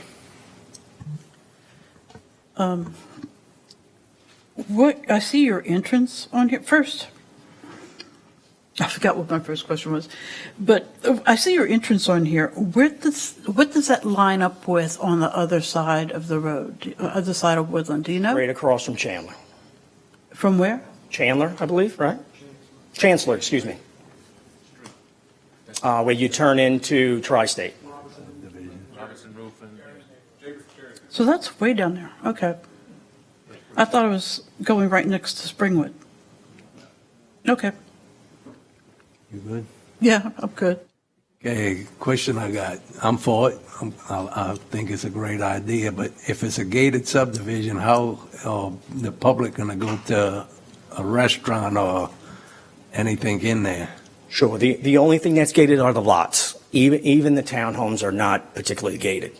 Everything else, as you enter, is open, and then you'd be able to turn to the left, go visit all the shops, whatever you want to do, hang out, watch the music and that, turn around and come right back out the entrance. You just couldn't go into the lots area because when I spoke to, target audiences like myself, everybody's about letting their kids play outside in this parish. So, Thank you. yes, sir. Mr. Newsom. Thank you, Mr. Chairman. Just a couple, again, I'm with everybody else, the hunt thing is a great idea. Is this plan when I think we had a community meeting that the administration put on at the Belchase Auditorium? Is this the same plan that you had there? Same exact one. Same exact one. Very well done. And Mr. Champagne, before you talk about golf course, you better ask Mr. Schultz. Sheriff excited because he said we can get them off the streets. Mr. Edwards. Yeah, what type of retailing you gonna have to attract other people coming in? I think it's said very retail. What are you talking about? Yes, sir. I think it's very important, as Councilman Champagne mentioned a couple of them, to have that mix right. You don't want 5 boutiques, right? You want that perfect recipe that's kind of like a coffee, ice cream kind of shop. And then you have more like a bistro where they can sell, bottles of wine, have kind of like a little market, deli there. We'd have a standalone restaurant. I can tell you what I would like as far as the restaurant, but just those type of things. And then upstairs would be executive offices for professionals that may not want to work from home, but want to be in their subdivision. I can tell you I'm one of those. So just things of that nature where you have to keep it very controlled and to make sure that there's really only one of everything.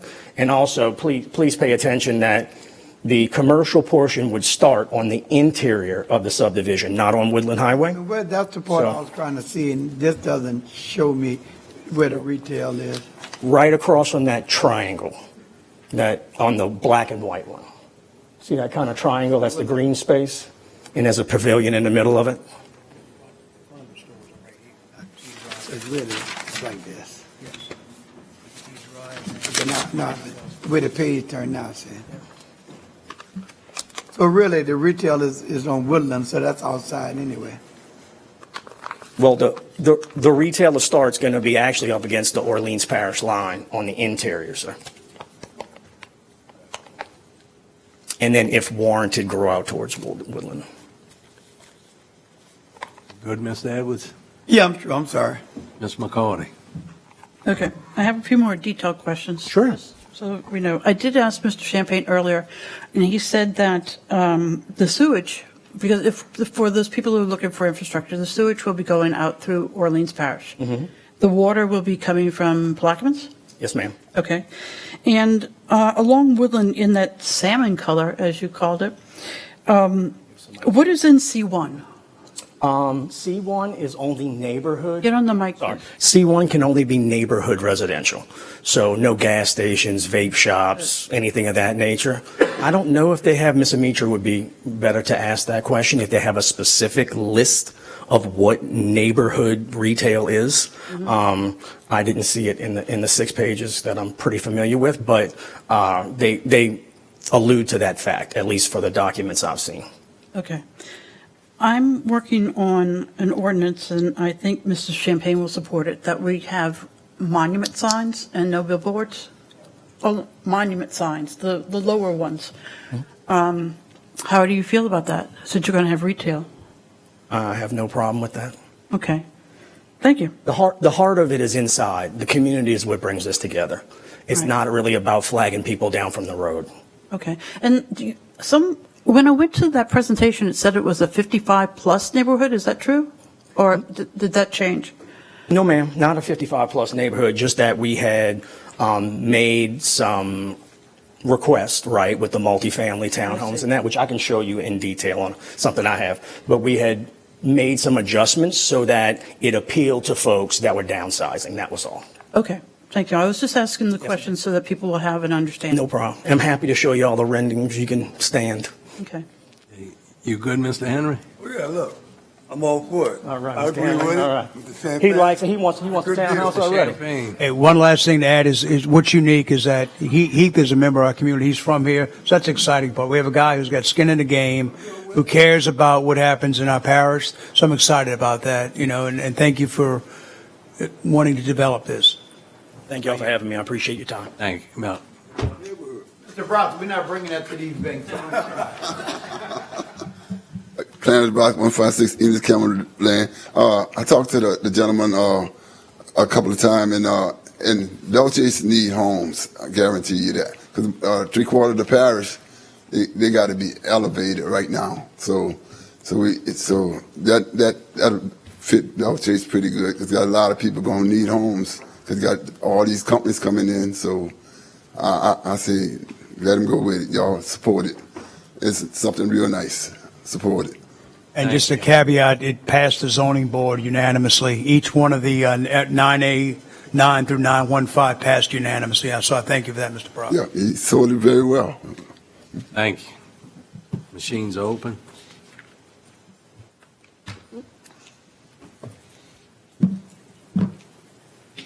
Pass 9-0.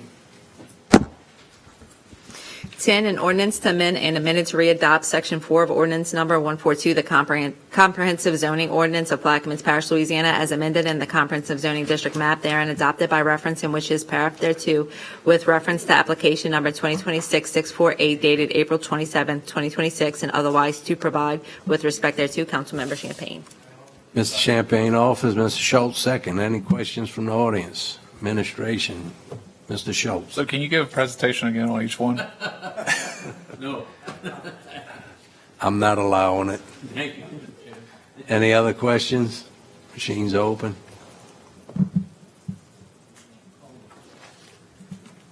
Passes 9-0. 11, an ordinance to amend and amended to readopt Section 4 of Ordinance Number 142, the Comprehensive Zoning Ordinance of Plaquemines Parish, Louisiana, as amended in the Comprehensive Zoning District map therein adopted by reference and which is paragraph thereto, with reference to application number 2026-649 dated April 27, 2026, and otherwise to provide with respect thereto. Councilmember Champagne. Mr. Champagne offers, Ms. Schultz second. Any questions from the audience? Administration, council, machines open. Mr. Edwards stepped out for a second, so it passes 8-0. Mr. Edwards stepped out of the chamber. 12, an ordinance to amend and amended to readopt Section 4 of Ordinance Number 142, the Comprehensive Zoning Ordinance of Plaquemines Parish, Louisiana, as amended in the Comprehensive Zoning District map therein adopted by reference and which is paragraph thereto, with reference to application number 2026-645 dated April 27, 2026, and otherwise to provide with respect thereto. Councilmember Champagne. Mr. Champagne offers, Ms. Schultz second. Any questions from the audience? Administration, council, machines open.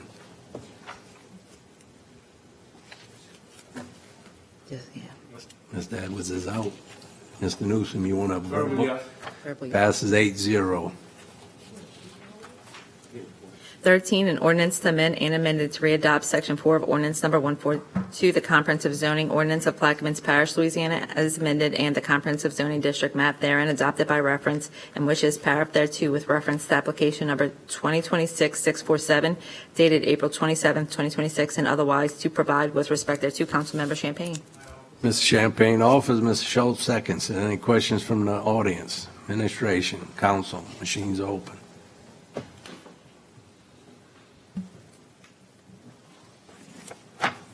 Mr. Edwards is still out, past 8-0. 14, an ordinance to amend and amended to readopt Section 4 of Ordinance Number 142, the Comprehensive Zoning Ordinance of Plaquemines Parish, Louisiana, as amended, and the Comprehensive Zoning District map therein adopted by reference and which is paragraph thereto, with reference to application number 2026-644 dated April 27, 2026, and otherwise to provide with respect thereto. Councilmember Champagne. Ms. Champagne offers, Mr. Schultz second. Any questions from the audience? Administration, council, machines open. Mr. Edwards is still out. It passed 8-0. 15, an ordinance to amend and amended to readopt Section 4 of Ordinance Number 142, the Comprehensive Zoning Ordinance of Plaquemines Parish, Louisiana, as amended, in the comprehensive zoning district map there and adopted by reference, and which is paragraph thereto with reference to application number 2026-646 dated April 27, 2026, and otherwise to provide with respect thereto. Councilmember Champagne. Ms. Champagne offers, Mr. Schultz seconds. Any questions from the audience? Minute. I just got one last question. This is a pretty big subdivision here, but in that area, man, only a two-way street there. I mean, what we gonna do about getting the full lane on Woodland Highway? Cause that's a lot of traffic. That's Eventually. State highway. Yeah. You know? I mean, not now, but eventually you're gonna have a lot of traffic. It's Mr. LaFrance. Oh, I'm sorry. All right, machines open. Mr. Edwards is still out, and it passes 8-0.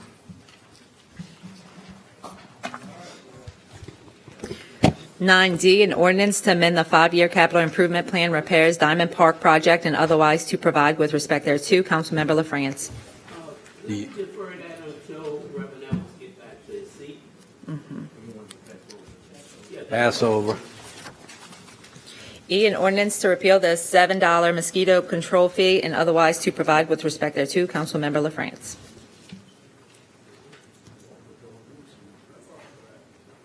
I'd like to offer with changes.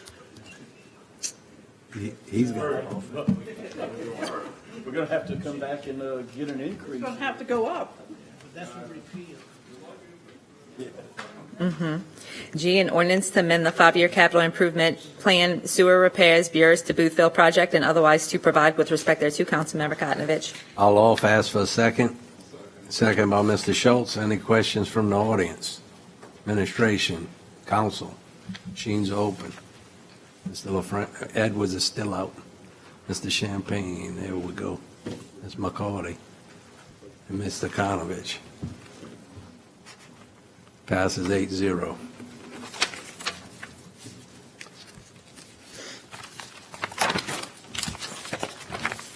I, an ordinance to enact Section 2236 of Chapter 22 Water, Sewer, and Refuse of the Code of Ordinances and otherwise to provide with respect thereto. Councilmember Kotnovich. I'll off ask for a second.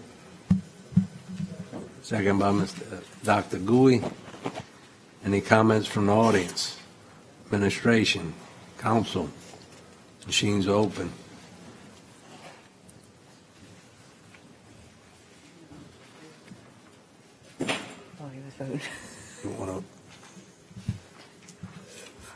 You want to vote on that, Mr. Edwards? No, too late now.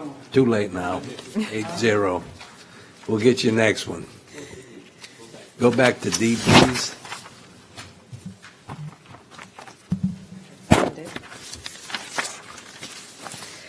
An ordinance to amend the 5-year capital improvement plan repairs Diamond Park project and otherwise to provide with respect thereto. Councilmember LaFrance. Yep, she's getting it. D. There it is.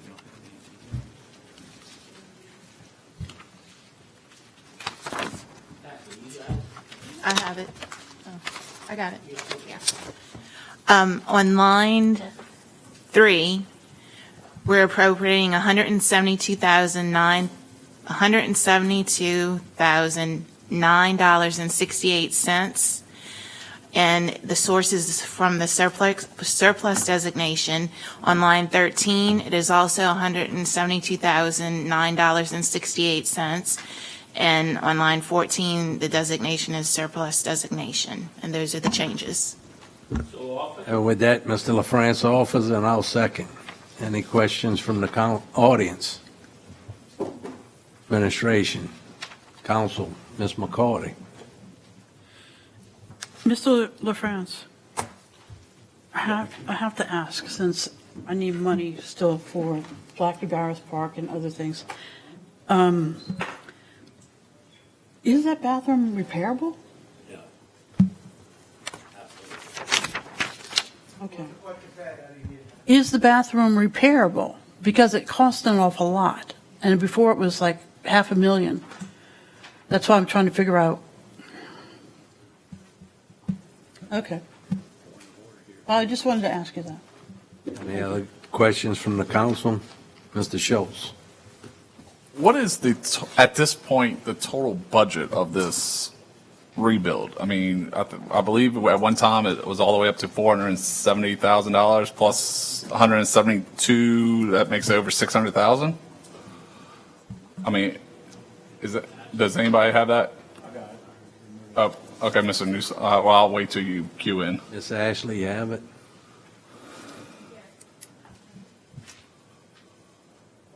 Oh, I'm sorry. No.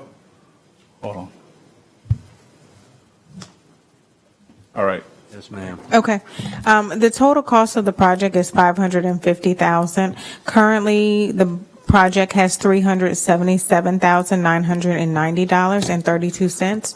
And that is where the 172,009.68 comes in to complete the project. So wait, how much is currently? Currently, there's How much have we 377. already spent? Because at one time we were over 400,000. Yes, we have spent, I'll get the exact number for you. Yeah, a little over 18. Okay. But And let's see. I know we just did Jesuit Bend Park, put bathrooms in for what, less than 100? Yeah, it was, no, it was over 100. The restrooms at Jesuit Bend were about 105, a little over 105. Okay. All right, I yield. Mr. Champagne? So we're building bathrooms in Diamond Park. And, you know, I know all these recreation facilities need adequate facilities. But has anybody looked at these plans? I have. We're not building a bathroom, we're building a bomb shelter. Seeing slab on grade with concrete blocks, with 8-foot tie downs, with grout, filled with grout. We have to build it that way to put it on the ground. $550,000. There are very few houses in entire Plaquemines Parish. Houses that cost $550,000. This is a bathroom. Does it need it? Yes, but not this. I can't support something that's $500,000 for toilets. I can't support that. Now, there's an existing facility that we can go renovate all day long. And we will be allowed to do it because it's not over 50% damaged. So under the current FEMA guidelines, we could go in there, totally remodel it, make this thing 100% first class, and with the $377,000 I think we have in the budget, still have money left over to put playground equipment and other improvements in that facility. I'm all for that. So I want to make it clear, I am for bathroom facilities, but not this. This is unbelievable. I mean, it is a method of construction that's not, but is it necessary? No, not at all. Again, I think that the people of Diamond deserve to have a facility, but I think we can take what they have already, make it above first class, expand it, put it in excellent condition, make it functional, and spend that same revenue on other things to improve the park. I yield. Mr. Newsom? Thank you, Mr. Chairman. Yeah, you know, I know we got the bids and sent them out. I'm sure we got the right amount of bids, but these contractors are killing us. They know, you know why? Because they know, oh, I'll just go back to them for more money. We have a budget. We need to hold these contractors to this budget, and that's what they need to do.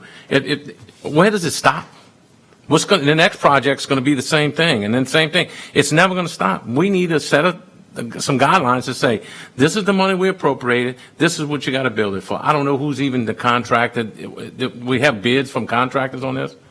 Yeah, we received bids on this project. How many? I believe 3. The 3 bids that we needed. We had 4. 4. You might have. I apologize if you sent them out. I don't know if we got sent out all the bids to them. Yeah, we So did. is this is from the original money we appropriate? I don't know what's the percentage it went up. Let's just go with a lot. Can we put this back out for bid to try to see if we can get a contractor to say, hey, man, no, we can't put it back out for bid? Why can't we put it out for You bid? would have to change the plan. Either you have to change the plan. I don't think we have to change the plans. I'm not an engineer expert, but I don't know if it. Per bid law, if to rebid, you either have to rebudget the difference or make some changes to the original scope. Some changes. What are those changes? I wish I knew that, And that's what but I'm you asking. have to make changes that reflect the difference in the budget and the bid. And look, as Councilman Champagne said, it is important to get a facility in Diamond Park. But we have a budget, and if we don't stand by our budgets, then who knows where it goes? I yield. We're in the same spot for the Bootville Civic Center. It came in over budget, and we trying to change some things in the plans. Trying to change things in the plans and get it down further so we could afford to build it.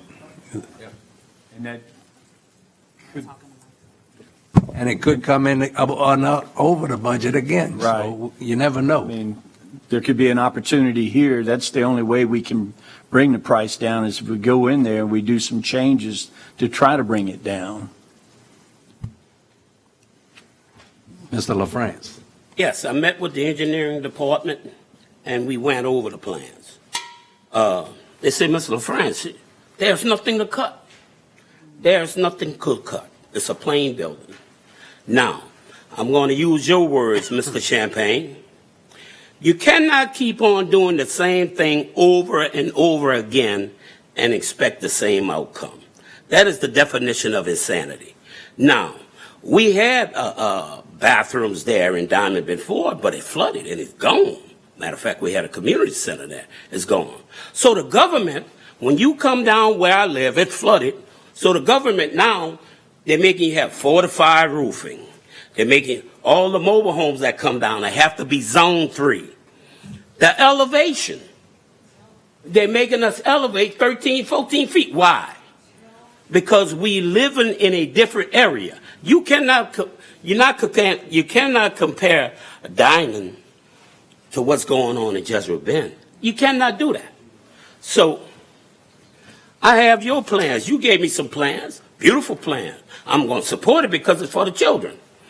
But when we came to do the park in your district, I know you wasn't there, we spent $7 million. $7 million. We didn't say, oh, that's too much money. We didn't say that. $7 million. The person who sat here in this seat should say, in the spirit of cooperation, she did it. So with the $7 million, if you divide it up between 9 districts, that's 777,000. So not only I deserve the bathroom and concession stand, you still owe me some money. You know, this is for children, it's for the citizens, the community. They used to use this park all the time. But you don't think our children deserve a clean bathroom? You don't think? Come on, Mr. France. You know. Listen, hold on. I have the floor. You think that our kids deserve clean bathrooms? You don't think your wife wouldn't want to go in that bathroom where we got it? Matter of fact, that bathroom, when you got to go use the bathroom, is in a bowl. They built the bathroom with no doors on it. We have alligators, snakes, wild hogs, coyotes. If I go to the park, I'm not going in that bathroom. That's not going to happen. So, you know, I listen to you, what you say. Whatever they need on the southern end of the parish, you know, we going to give. Except when I need for you to push that green button. I need you to push that green button. This is not for me. You know, this is for children. Then they wonder why with kids, with young people, when they get in trouble, they wonder why. Well, you're not giving them anything to do. Now the cost. Let's talk about cost. After Katrina, there was no people living down there. The school board, we was committed to build schools down on the southern end of the parish. Now those schools we built cost triple the amount of money. Triple. But they was committed. I'm asking these councilmen sitting here for you to be committed to our kids in the southern end of the parish. The nearest park, we would have to go all the way to Empire for your water. What's wrong with Empire? Well, nothing. That's 20 miles away. You know, why do I have to come here and argue all the time for anything in my? It's not right. It's not right. It's not fair. You understand what I'm saying? Now, we didn't make that price. They sent it out for bids. The bids come in. This is what it costs. And all the bids are close among each other. Can you cue in again? I'll put all of y'all back in the. Yeah. You know? So again. They ain't giving up.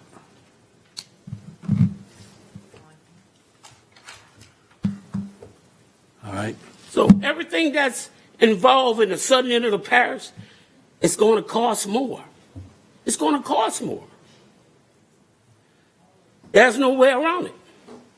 And I yield. Mr. Champagne. Ms. LaFrance, that was a great emotional appeal, but it doesn't sway me at all. You have a bathroom. Let's see, there's three toilets and 3 sinks in the ladies' room, and 2 toilets, urinal, and 2 sinks in the men's room. And how many people use it? When the one right here in Belchase, you got 2 toilets. And how many people use that? That's what we got. So, and then you talk about it's built on the ground. They're making us raise it. No, this is on the ground too. So if it does flood, it's going to go underwater too. So I got the floor, Mr. LaFrance. So to say that we're not looking out for the people of parish, not looking out for them, yes, we are.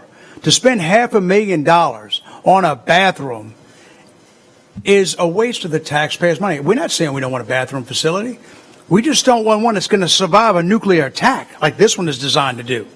We want a bathroom facility that this size, but built differently. It's one that falls within our budget so we can spend money on other things. You're not listening to us. We're saying we want this. But what if it would have cost $1 million?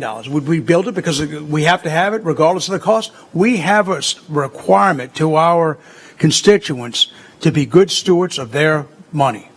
And this is overpriced. It's not right. Mr. DeMarco said that we can't get rid of the bids. No, that's incorrect. We can reject the bids because they exceed our budget. We could put it back out for bid again, give them an estimate of what we have, which is our budget, and make them rebid it. And then offer them to come up with alternatives. That is an option, which I don't think you did on the bid. Have alternatives, and their alternatives, you'll be surprised when they come over. They want the job bad enough, and they see that you have a $377,000 budget, you'd be surprised what they come up with. I guarantee they can make that happen, or something close to this for $377,000. This thing also has a storage facility in janitor area.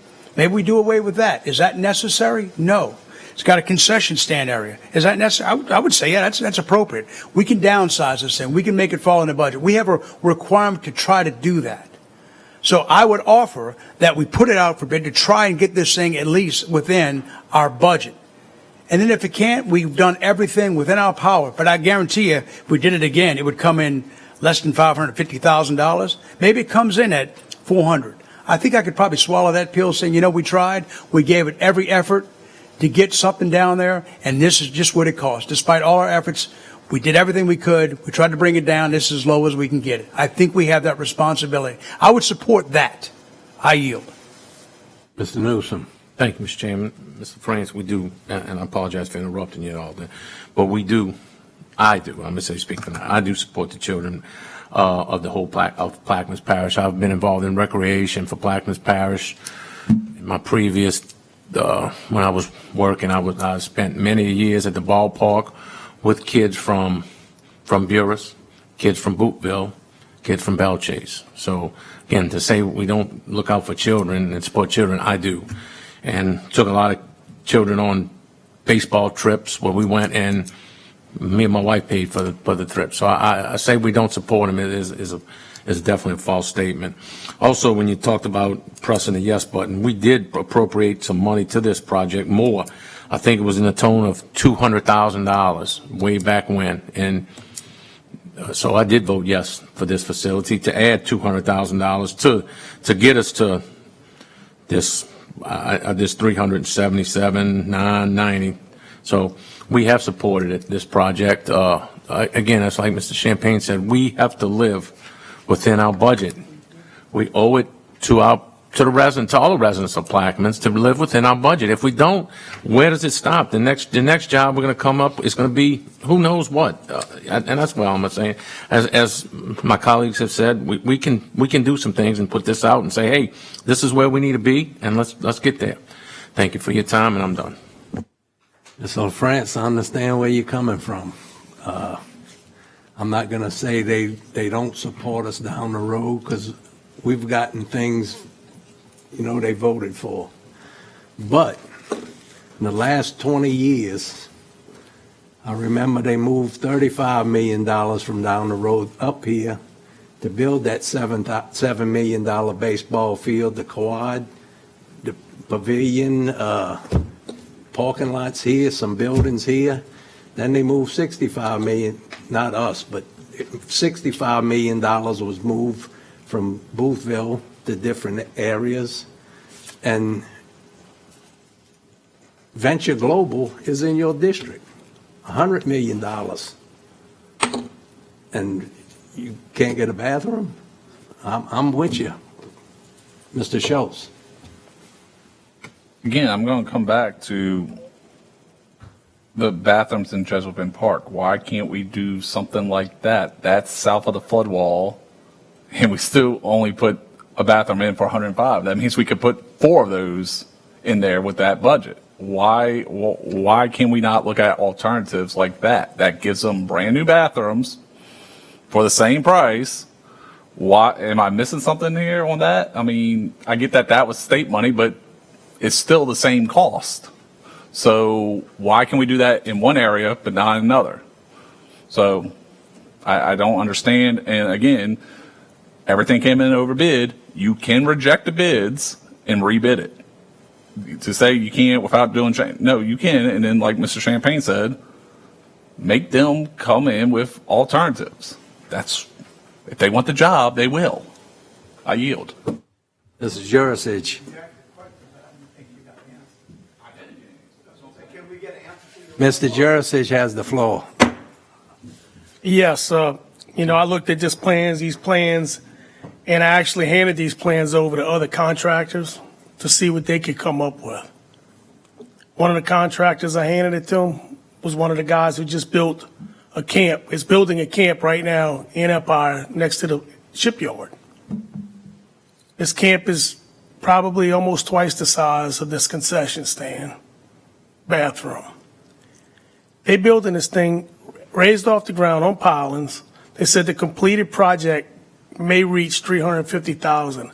That's with AC, electrical, everything. It's bigger, and it's up in the air, and it's raised. This contractor would love a chance to bid on this concession stand because they think they could come within that $377,000 budget.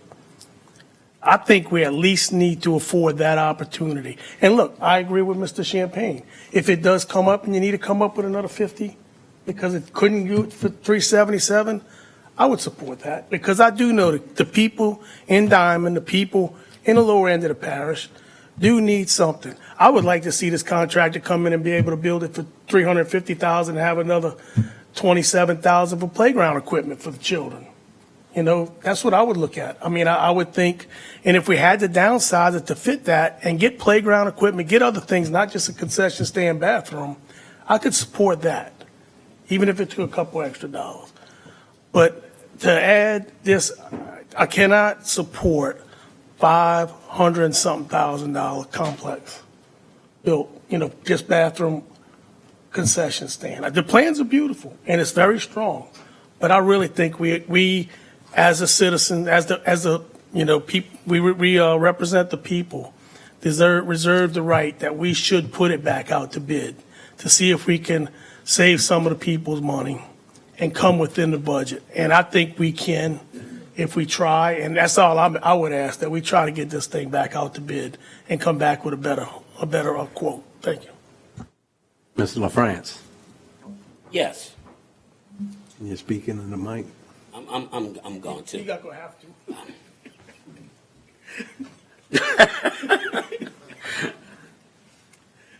Again, when it comes to our district, when it comes to my district, we got to argue, fuss, and fight. We want to downsize. We want to do this. When we bought that fourplex back there, that whatever you call that quad back there, we didn't say $7 million was too much money. We didn't say that. No one said that. When they was taking all that money from the southern end of the parish, no one, hardly anyone argue about it. We're not going to accept it because it belongs down the road. No one said that. But all of a sudden, when it comes to my district, it's always a fight for everything. When we deal with other issue, I have to go around and get signatures. Everything. It's worse than pulling teeth, Doc. You know? You know? So, I don't know what to say. I don't know what to think. You know? But we tired of fighting for everything. Every little thing we get, we got to fight. Why? Why? I'm not going to say them words. You know, I'm not going to say the words. But every time, it's always a fight. And it's not right. It's not fair. And I yield. Mr. Hinckley. I've just got a statement here from engineering, which they handled the bids. And what they're telling me is, my question was, well, can we just arbitrarily put the Diamond project out to rebid without changes? We already rejected all of the bids. We have to re-advertise regardless. You either have to make changes or put up more money. And that's these are the rules. How much we have to change will be the question. Can't just eliminate a light and put it back out. So there has to be changes to the project to be able to put it back out to bid, or we have to move forward today with the appropriation. Thank you. Mr. Edwards. Yeah, I'm confused because I'm hearing two things. The concession and the bathroom is included, because I'm hearing both words used, but I'm hearing emphasis put on the bathroom, but that price is not just for the bathroom. Huh? But I'm saying, so again, but I think to me, the way that's being said is like all the money that we're talking about is just for the bathroom, but I'm hearing concession stand is included in it. So that's a whole different issue. And I think it's misleading because I was confused because like the whole project, the bathroom, but that money also includes the concession stand. And I know for a fact I've seen we'll spend way more money than this in other areas to be talking about putting this back out for bid. I mean, let's be real. We know many projects to do that. I don't see this as breaking the parish. I don't see this bankrupting the parish and all those kind of things. And I mean, the argument that I'm hearing is like, I don't want to pay this for a bathroom. You're not paying it for a bathroom. A concession stand is included in it. I'm not hearing anybody saying nothing about the concession stand. Only thing I'm in the bathroom, like we paying this just for a bathroom. And that is misleading. We're not paying just for a bathroom. It's the concession stand is included in it. And I just think that when you include the concession stand in it, you're not putting that money just for the bathroom. This is what we're doing for this community. And I think the community will see you doing that, and the community won't see we paying, X amount of money just for a bathroom. I just think that's a disservice in terms of the way we presenting it, because we're not doing it. We're doing it for the concession stand and all. And when you have the concession stand in there, we know there's many contractors here who came with us to an enormous price, and we have done it. I'm one person saying, I wouldn't even know council say, Why are we paying $7 million for a pavilion? You can't even compare that to this price. When you look at it, if you voted for $7 million, if you agreed for the $7 million for that, I can't see how you would even have an argument for a concession stand and a bathroom at this price. And let's say it right. Concession stand and a bathroom. Stop saying it like we spending this money just on the bathroom. That is totally misleading. You know, I mean, it's another word for it than misleading that we're doing it, to saying that this ain't not about it. If you're against it, say you're against it. But don't say you're against it because the money's going for bathroom. The money's going for concession. And we know that you can bid all kind of prices out, somebody come in for the price. But why would we go through all these changes over that? Why would we go through all those changes? Oh, we're saying, well, we come back to $100,000 to make a difference. I mean, I've seen where we've done millions and millions of dollars for stuff, and I say, wow, you know, I wish I can get that for the East Bank, you know, that kind of money. Because I know the project that I came up for it, I get the same kind of argument for it, and I've seen other projects, $1 million and $3 million don't mean nothing. So I'm saying, stop saying this is about a bathroom. This is about a bathroom and a concession stand. And when you add both of them together, I don't think the community would have a problem. I don't think nobody is not going to vote for you if you run for office because you vote for this. Please, not making this of like we jacking the parish up, you know, for money, you know, the kind of stuff. We're going to bankrupt the parish because we spending all this money on the bathroom. We are not spending money. We're spending money on a facility for area that's needed, and I've seen we spend more money. So I hope we really vote for this and not talk about putting this out for bid. We didn't kick this can down the road many times, and if we're honest, we'll spend three times the price for this for other projects in other districts. So I just think, to me, we shouldn't even be arguing on this. I mean, the argument I'm hearing, it don't hold saying, because you're saying this is about a bathroom, and it's not just about a bathroom. I yield, Mr. Chairman. Mr. Hinckley, you wanted to speak? Okay, all right, let me see. So it could be as simple as putting a different type of roof system on there. But there has to be changes, like Joan is telling me. It just can't be you coming in and changing out light fixtures. And the roof system is substantial. So, I mean, again, look, this is you. I'm just telling you where we are. Yeah. Hold up, Mr. Now, I'm good. I have my house right here. My auntie built a house, contract and all. We built the house at the same time. She has an asphalt roof. They had to change it 3 times already. My metal roof is still there, not a leak.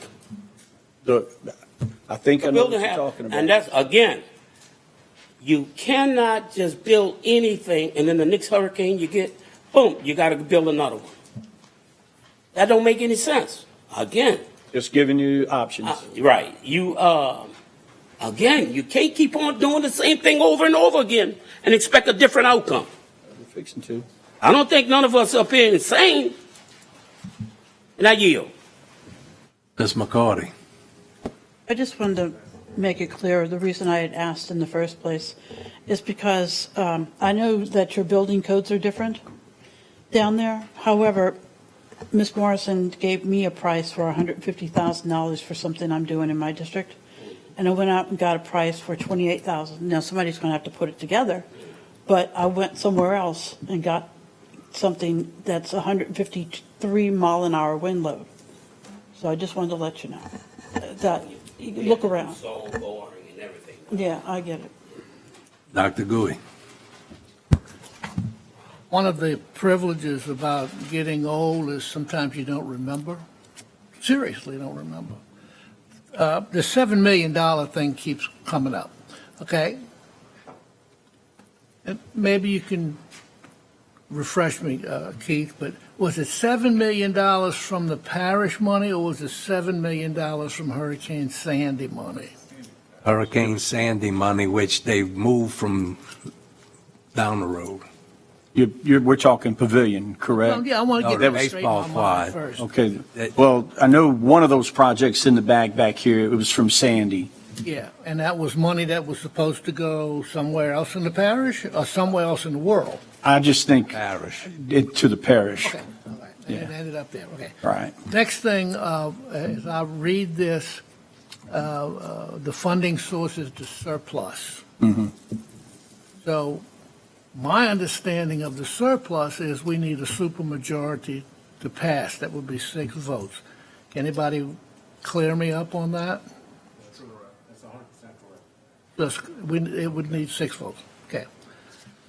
So, Mr. LaFrance, I don't know if you've been counting or not, but if we're going to vote and it doesn't pass, I think there's enough options that have been put forth that it's not dead, that it would be a matter of restructuring things and maybe coming up with something that we feel would be more feasible. Right. Okay, I'm done. Any other comments from the council? Machines, what you want to do, Mr. LaFrance? Go with it? Machines open. Yes to give him the money, no, you don't give him. Yes, you give him the money, no, you don't give him the money.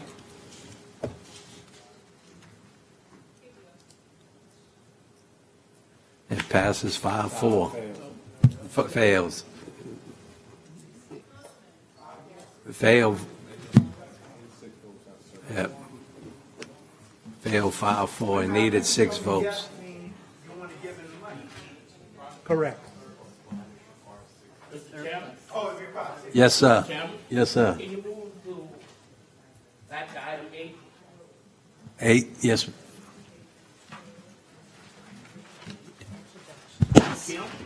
Introduction of ordinances and resolutions.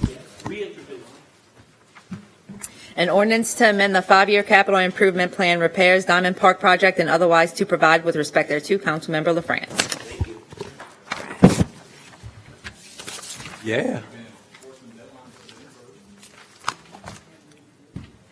We've been on this thing and people, it's same thing. What I'm saying is I tried to do it 2 weeks ago or on something and I got pushback and I said, fine, I'll just wait till the next meeting. I'm fine with it. I'm just saying, pick and choose what rules we're following. What are we doing? No, it's fine. Next item, please. K, an ordinance to amend the 5-year capital improvement plan, PSWTP Clearwell Replacement Project, and otherwise to provide with respect thereto. Councilmember LaFrance. Mr. LaFrance offers there a second. Mr. Jurasich seconds. Any comments from the audience? Mi-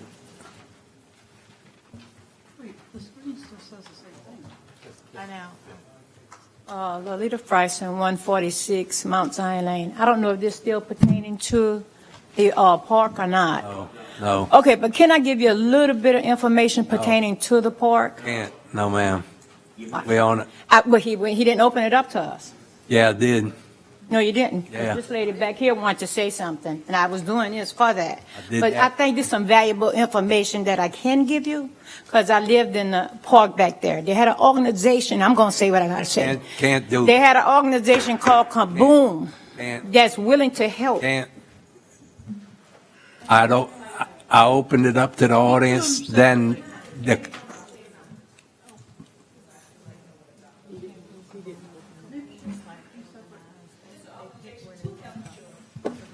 Mr. Champagne. Are we done the audience first for this? Yeah, All right, on this clear well, just to drive a point home. yeah. We got it.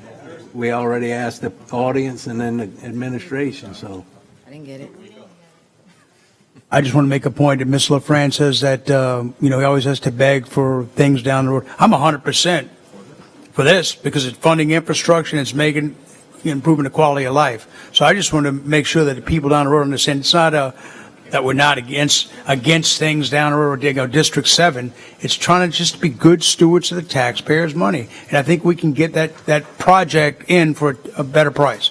On this, I'm 100% in favor of this because it improves the quality of life. It is District 7, and I have no problem supporting it. I yield. Any other comments from from the council, Mr. LaFrance. Yes, District 7 is making all the money. The money is made in District 7.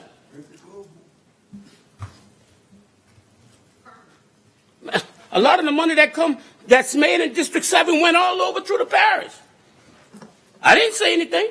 When they were doing lift stations for all through the parish, I didn't say anything. And I got a problem with lift station in my district. So, again, I yield. Any other comments from the council? Machines are open.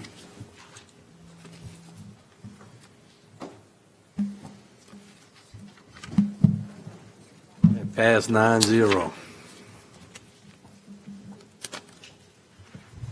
L, an ordinance to amend the 5-year capital improvement plan water line extension Cedar Grove to Alliance project and otherwise to provide with respect thereto. Councilmember Newsom. Mr. Newsom offered, Mr. Jurasich second. Any comments from the audience? Administration, council, machines are open.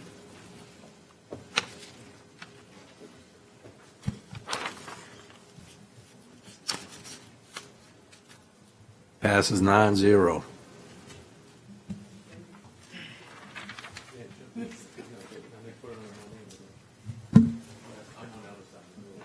M, an ordinance to amend the 2026 general fund operating expenditure budget, Parish Council District 2 Department, and otherwise to provide with respect thereto. Councilmember Champagne. Ms. Champagne offers their second. Second by Mr. Newsom. Any comments from the audience? Administration, council, machines open. Ms. McCarty. Passes 9-0. 10, approval of the minutes from the June 25th, 2026 regular meeting. Offered by Mr. Schultz, second by Mr. Newsom. Any questions from the audience? Administration, council, machines are open.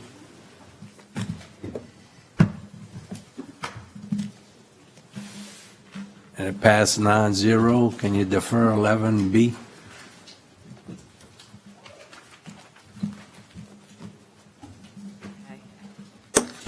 C, District 7 update. Councilmember LaFrance. Levies, Suzie Bayou dredging project, grass cutting, and code enforcement.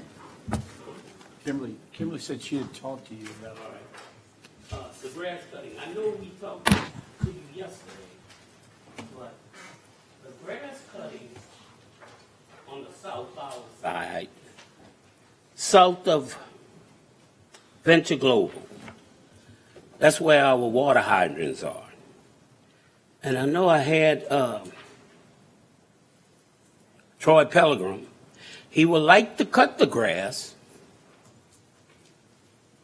but he can't see the fire hydrants. And and I know you say we only do 15 feet, but the fire hydrant, if any accident happened on Highway 23, and if the fire department needs to get some water, they're not going to see where the water hydrant's at. I'll look into that area and clean that up for you.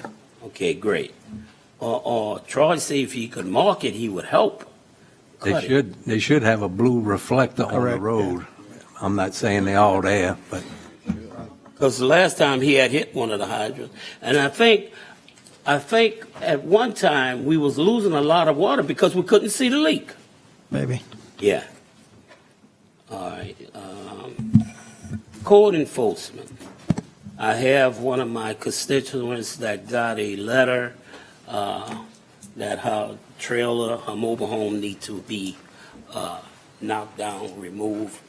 And that was one of the things I was concerned about, Doc, that I know she's not able to afford to knock down that home, remove that home.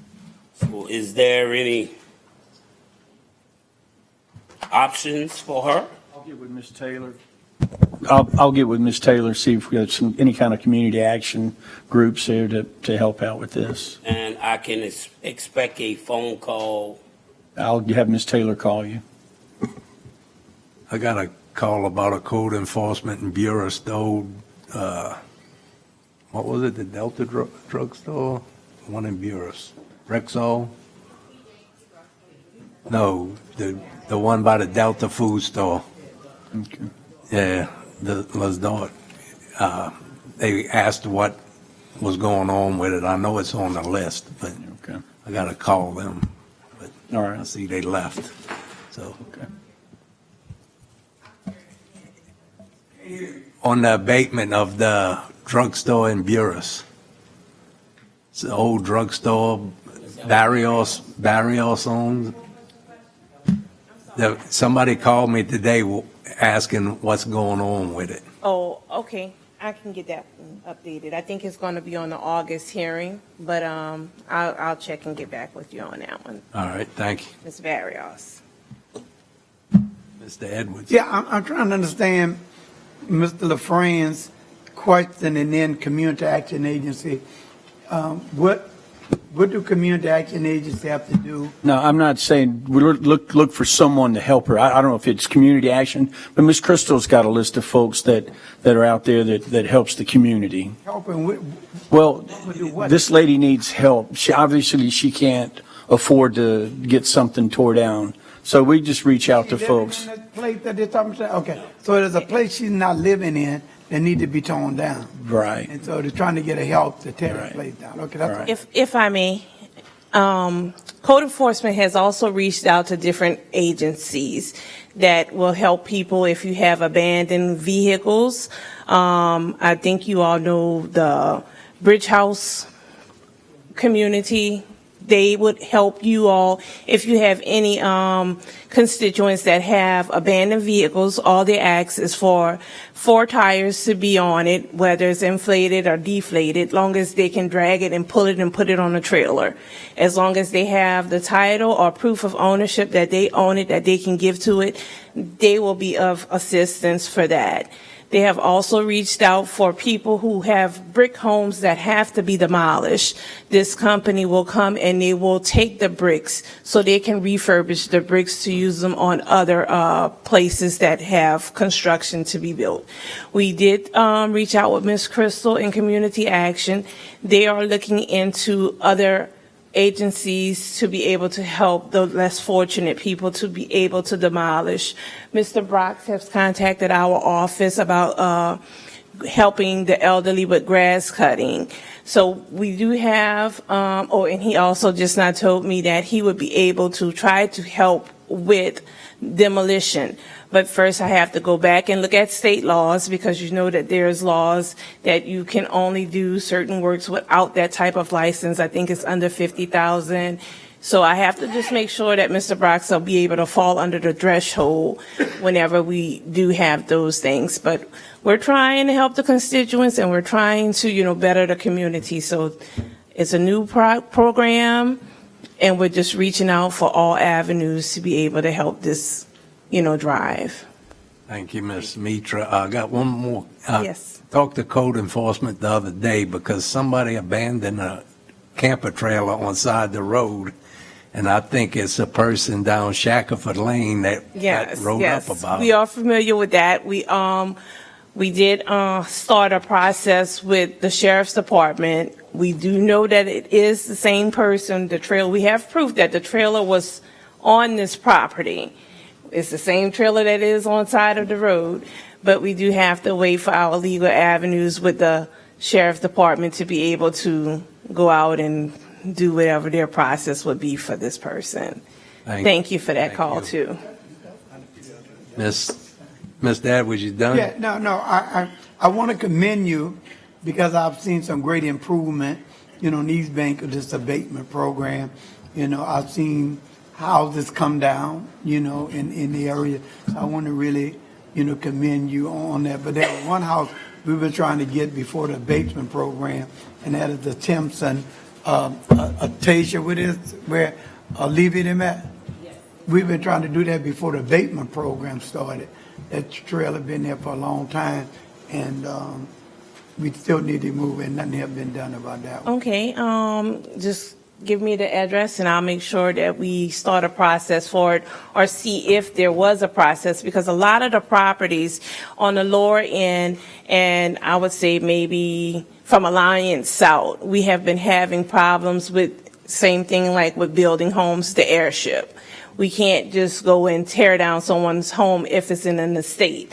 The whole estate would have to agree to the house being demolished or removed. So we do have those same avenues or those same hardships like with building, the same for demolition. So some of those, we do have sites that have been cited, but we do have a process, a legal process for the correct owner of the structure to be able to give permission for either the parish to demolish it, put it on our demolition list, or for them to have a contractor be able to demolish the structure. You still have to have the proper ownership. The other issue is that I know there's several instances where the people came out for the car that's in front of the place, right?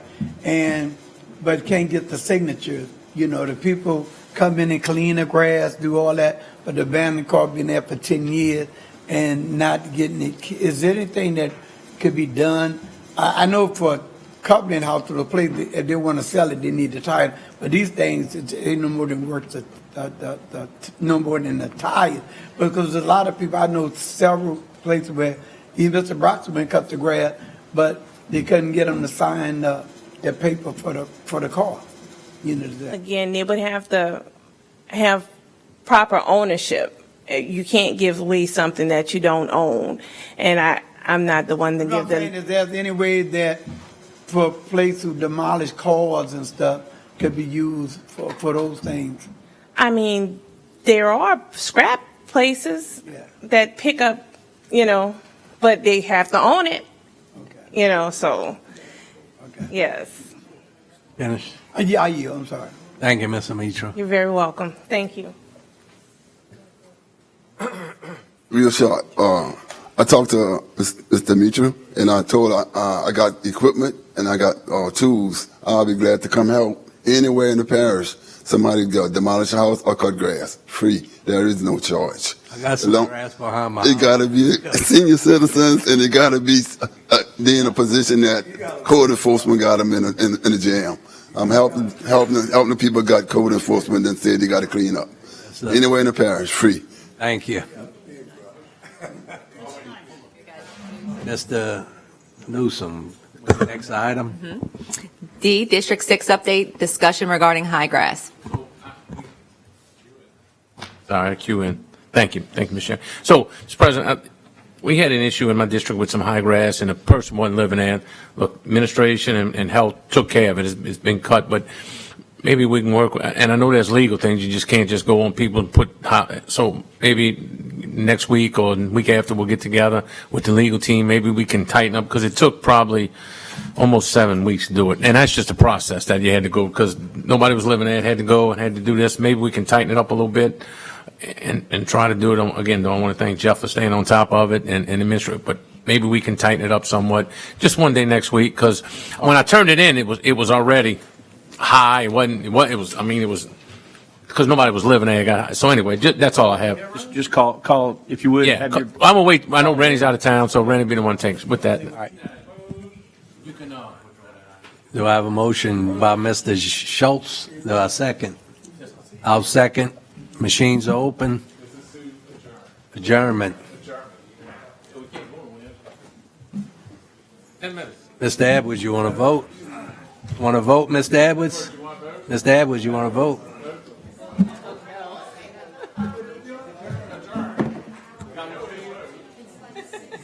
It passes 8-0. Let the record show we adjourn at 4:53.